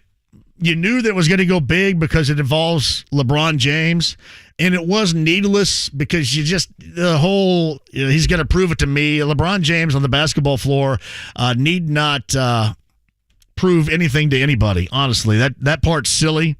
Confidence, all right, we'll take that as a positive, but to go ahead and tell one of the greatest, if not the greatest of all time, he's got something to prove or he has to prove it to you is silly. I think we all can understand that. And we'll see where that goes. Yeah, you're right. I mean, it's good late June conversation, I guess. Jumbo Shrimp, who last time on the show came up on stage at Pagoda Plaza on what was a fantastic carb day, and we talked about some old school stuff then. Jumbo, good to have you back. Hey, thank you. You know I love to tell stories. I love your show. You are the funniest, non-biased, non-BSer in sports radio. You're damn right, Jumbo Shrimp. Thank you. I appreciate that. But I'm gonna spin the Wayback Machine like Peabody. Okay. Lafayette Square was a West Side icon. There's nothing greater than Lafayette Square. We're about the same age. Yeah. And there were times that you could go to Chess King and merry-go-round. I got my Michael Jackson Thriller jacket in that merry-go-round, Jumbo Shrimp. True story. If you were rich, you might have got to get a sweatshirt from Back Racks. Yep. Oh, yeah. Oh, and yeah. They had the best Wendy's. They had the best Wendy's in town. And now it's gone. I went there to buy a pair of earrings just recently, and it was horrible. It was terrible. It was like a hot dog stand. It's a whole mall that turned into a hot dog stand. Yeah, back in the day, it was. I mean, I saw Top Gun in that theater, not in the Lowe's theater, but the theater inside the mall, and I saw a number of films, including what the hell did I see? I used to go all the time to the Lowe's and watch on Thanksgiving Day. We'd break out to the house in Speedway, my grandparents' house, and go see a movie. And I think I saw Home Alone over there. Yeah. They had two at the Lowe's theater. Yeah, two shotgun theaters. Yeah. I actually worked there, and so we had this scam where we were tearing tickets. Yep. And so I worked the thing where you push the button and the tickets come out. And so what I do is, if you didn't want your ticket, I just keep the full ticket. Oh, yeah. And then just have you pay me. Well, I tell you what, Jumbo, in short, here. Dances with Wolves. I saw that, and that was horrible. I hated that. I saw that in the Lafayette Square Lows. But no, you're great. It was, like I said a little bit earlier, malls for me, it was more than just retail. It was more than shopping or any of that crap. It was about the social experience that you no longer have. But nobody cares about that. That's what you're saying, and that's why I call. I went to Greenwood Mall. I think it might have been 1989. I was playing football at UND. And so Greenwood Mall was our closest mall. But every time we went, we'd go to Finish Line was out then. I don't think Foot Locker was out yet. Yeah. But we would go to the mall, and we'd be, wherever we were shopping, they'd be like, code 12, aisle 13, code 12, aisle 13. I'm like, I think people are following us. Jumbo, I got to run here, but it's always good to hear from you, man. One love, brother. Did he say one last thing? Oh, I'm sorry. Sorry about that, Jumbo. I couldn't. Sometimes my hearing is an issue, as Kyle will tell you and my wife will tell you. Sorry about that, Jumbo. Always a good conversation. Bill's up next at 239-1070. Bill, hello. Hey, man, how you doing today, JMV? Great, Billy. Hey, I have kind of a little bit of a flashback. I think that baseball is going to be really, really exciting this year because the things that Judge for the Yankees and Ohtani for the Angels are doing, it's almost record-breaking. I mean, there's only been one player in the 1900s on that has hit more home runs before July than Judge, and that's Babe Ruth. Hey, we had a great brawl yesterday too. That thing was legit with the Mariners and the Angels, Billy, yesterday. That wasn't your old traditional. We're just going to go out there and grab each other and shove and hold each other. Couple of former Reds were centrally involved. The Eugenio Suarez and Jesse Winker. They were right in the middle of all that fracas yesterday. I like it. I do too, and they're going to be playing 7 more times or 3 more times this year. So, yes. Yeah, I got a feeling there's going to be a few bruises on the hips, but the thing Ohtani's doing, and then of course Judge just jacking the ball. I mean, the home run he hit that won the game yesterday was just colossal. I mean, it was just a bomb. So hey, it's going to be just like McGuire and Sosa. We're going to have exciting baseball in July to follow, and that's always kind of a downtime because all you got is, like tennis and golf, and you're waiting for the preseason to at least start and everything. So this is going to be a good thing. Unless you're Billy, thank you, and I'll see you on Thursday, right? Checkered flag? I'm going to bring my checkered past to the checkered flag. It's going to be a blast. Checkered flag, tavern tour stop on Thursday. Yeah, unless, I guess, you're a Reds fan or a Cubs fan. If you're a Cardinals fan, you're good, which drives the Reds and Cubs fans crazy always. Even our good friend Tucker Barnhart, they were expecting such a better year in Detroit. They're a 28-win team right now, 12 games back in the American League Central. Yeah, White Sox are 3 games under 500. Everybody was touting them as going to the World Series in the American League. 5.5 games back of the Twins in the Central. I would agree with him. I did watch a great deal of the Dodgers and the Braves last night.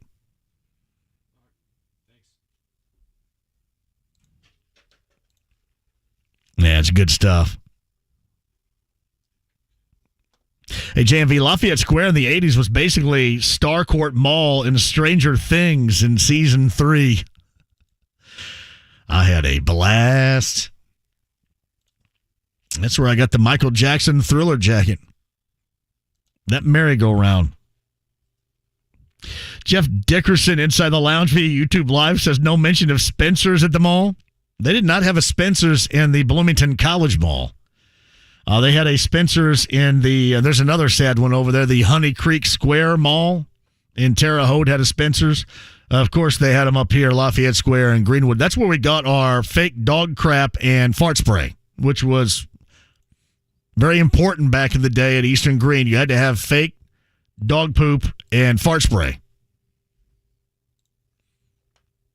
You ever have anybody spray fart spray around you? Actually, fart spray smelled much worse than anybody passing gas ever did. It was so much worse. I don't think I've ever actually smelled it.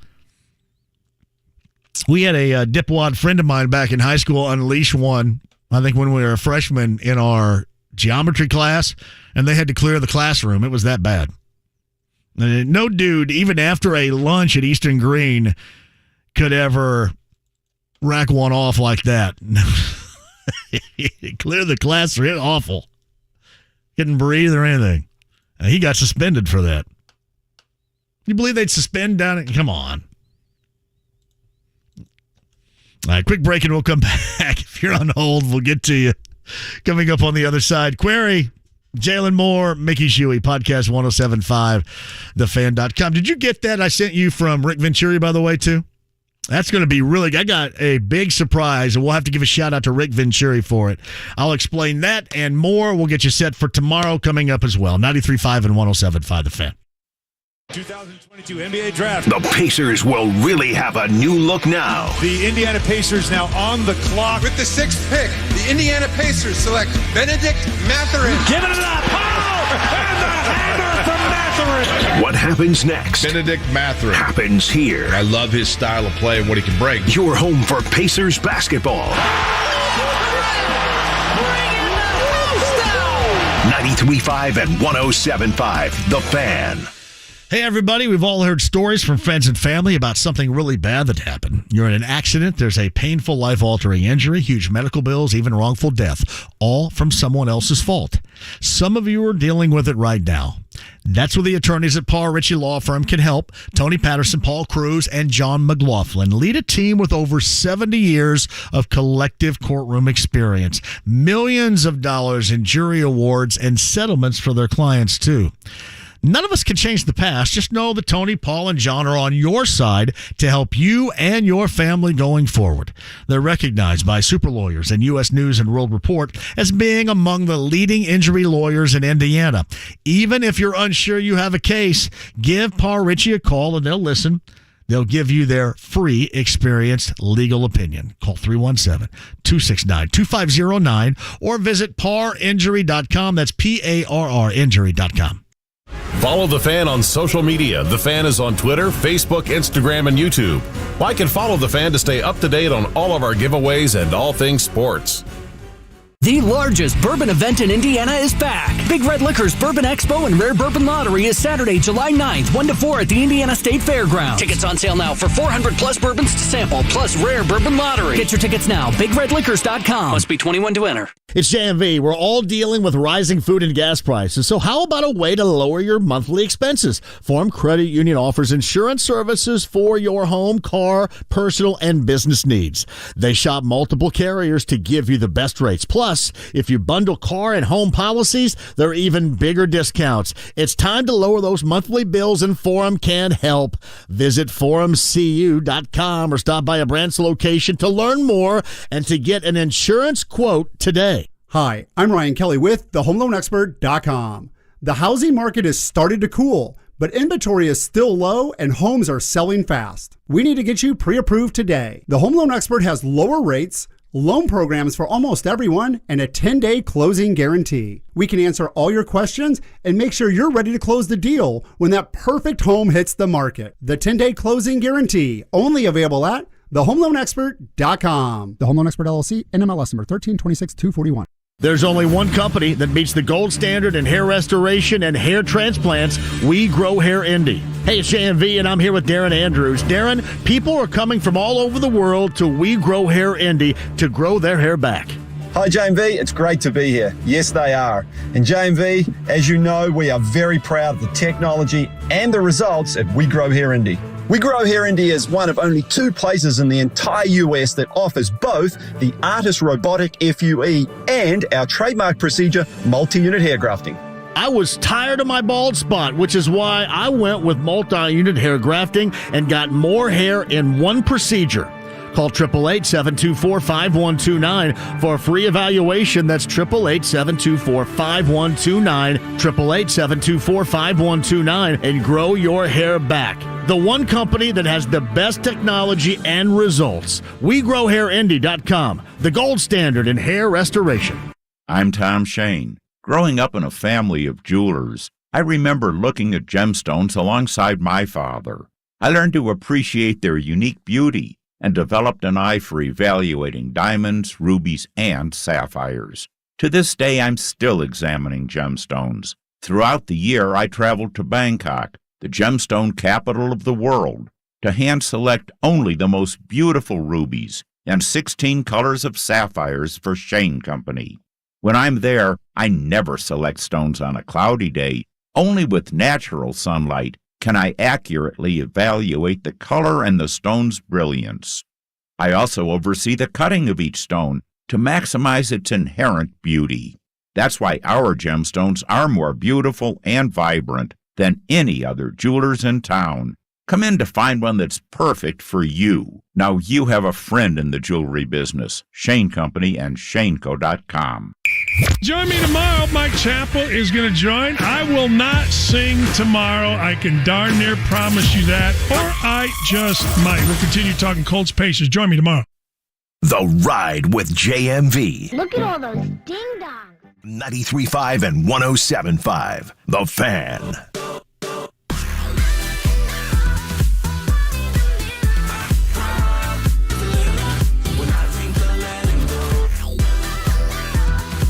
Jalen Moore a little bit earlier from Cloverdale High School, embarking upon his senior season at Oakland, where he's had a fantastic run of it in the Horizon League. Prior to that, Olney Central, played for my good friend Mike Burris, who is the associate head coach down at UIndy, with Paul Corsaro being the head coach. Jalen Moore's father, a lot of you certainly that have been around here for a long time would recognize the name William Moore. That was a fantastic basketball player while at Southport High School. Remember, they lost in the afternoon semifinal, Final Four back in 1990 to the eventual 1990 champion Bedford North Lawrence Stars. And he and Marlon Fleming, they were some bad dudes down at Southport back in the day.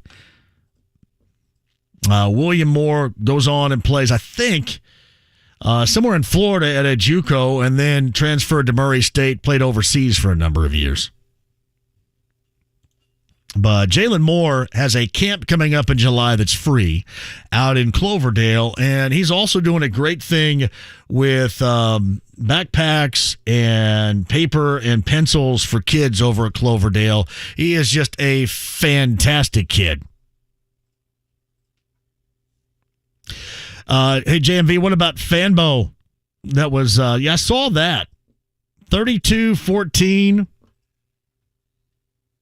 once this year and shot 40% from three at 6'7".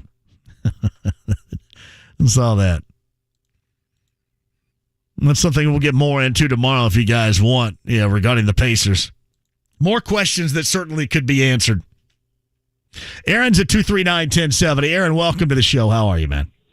Hey, John, how you doing, man? Was I ringing the way back bell for you right there a little bit, wasn't I? Hey, take me back to flashbacks. Yeah. Well, I tell you what, I once saw, in flashbacks, after a Pacers Supersonics game, Reggie Miller, Detlef Schrempf, and Dale Davis all in there, and then that's when Reggie Miller was married, and Reggie Miller's ex-wife was talented.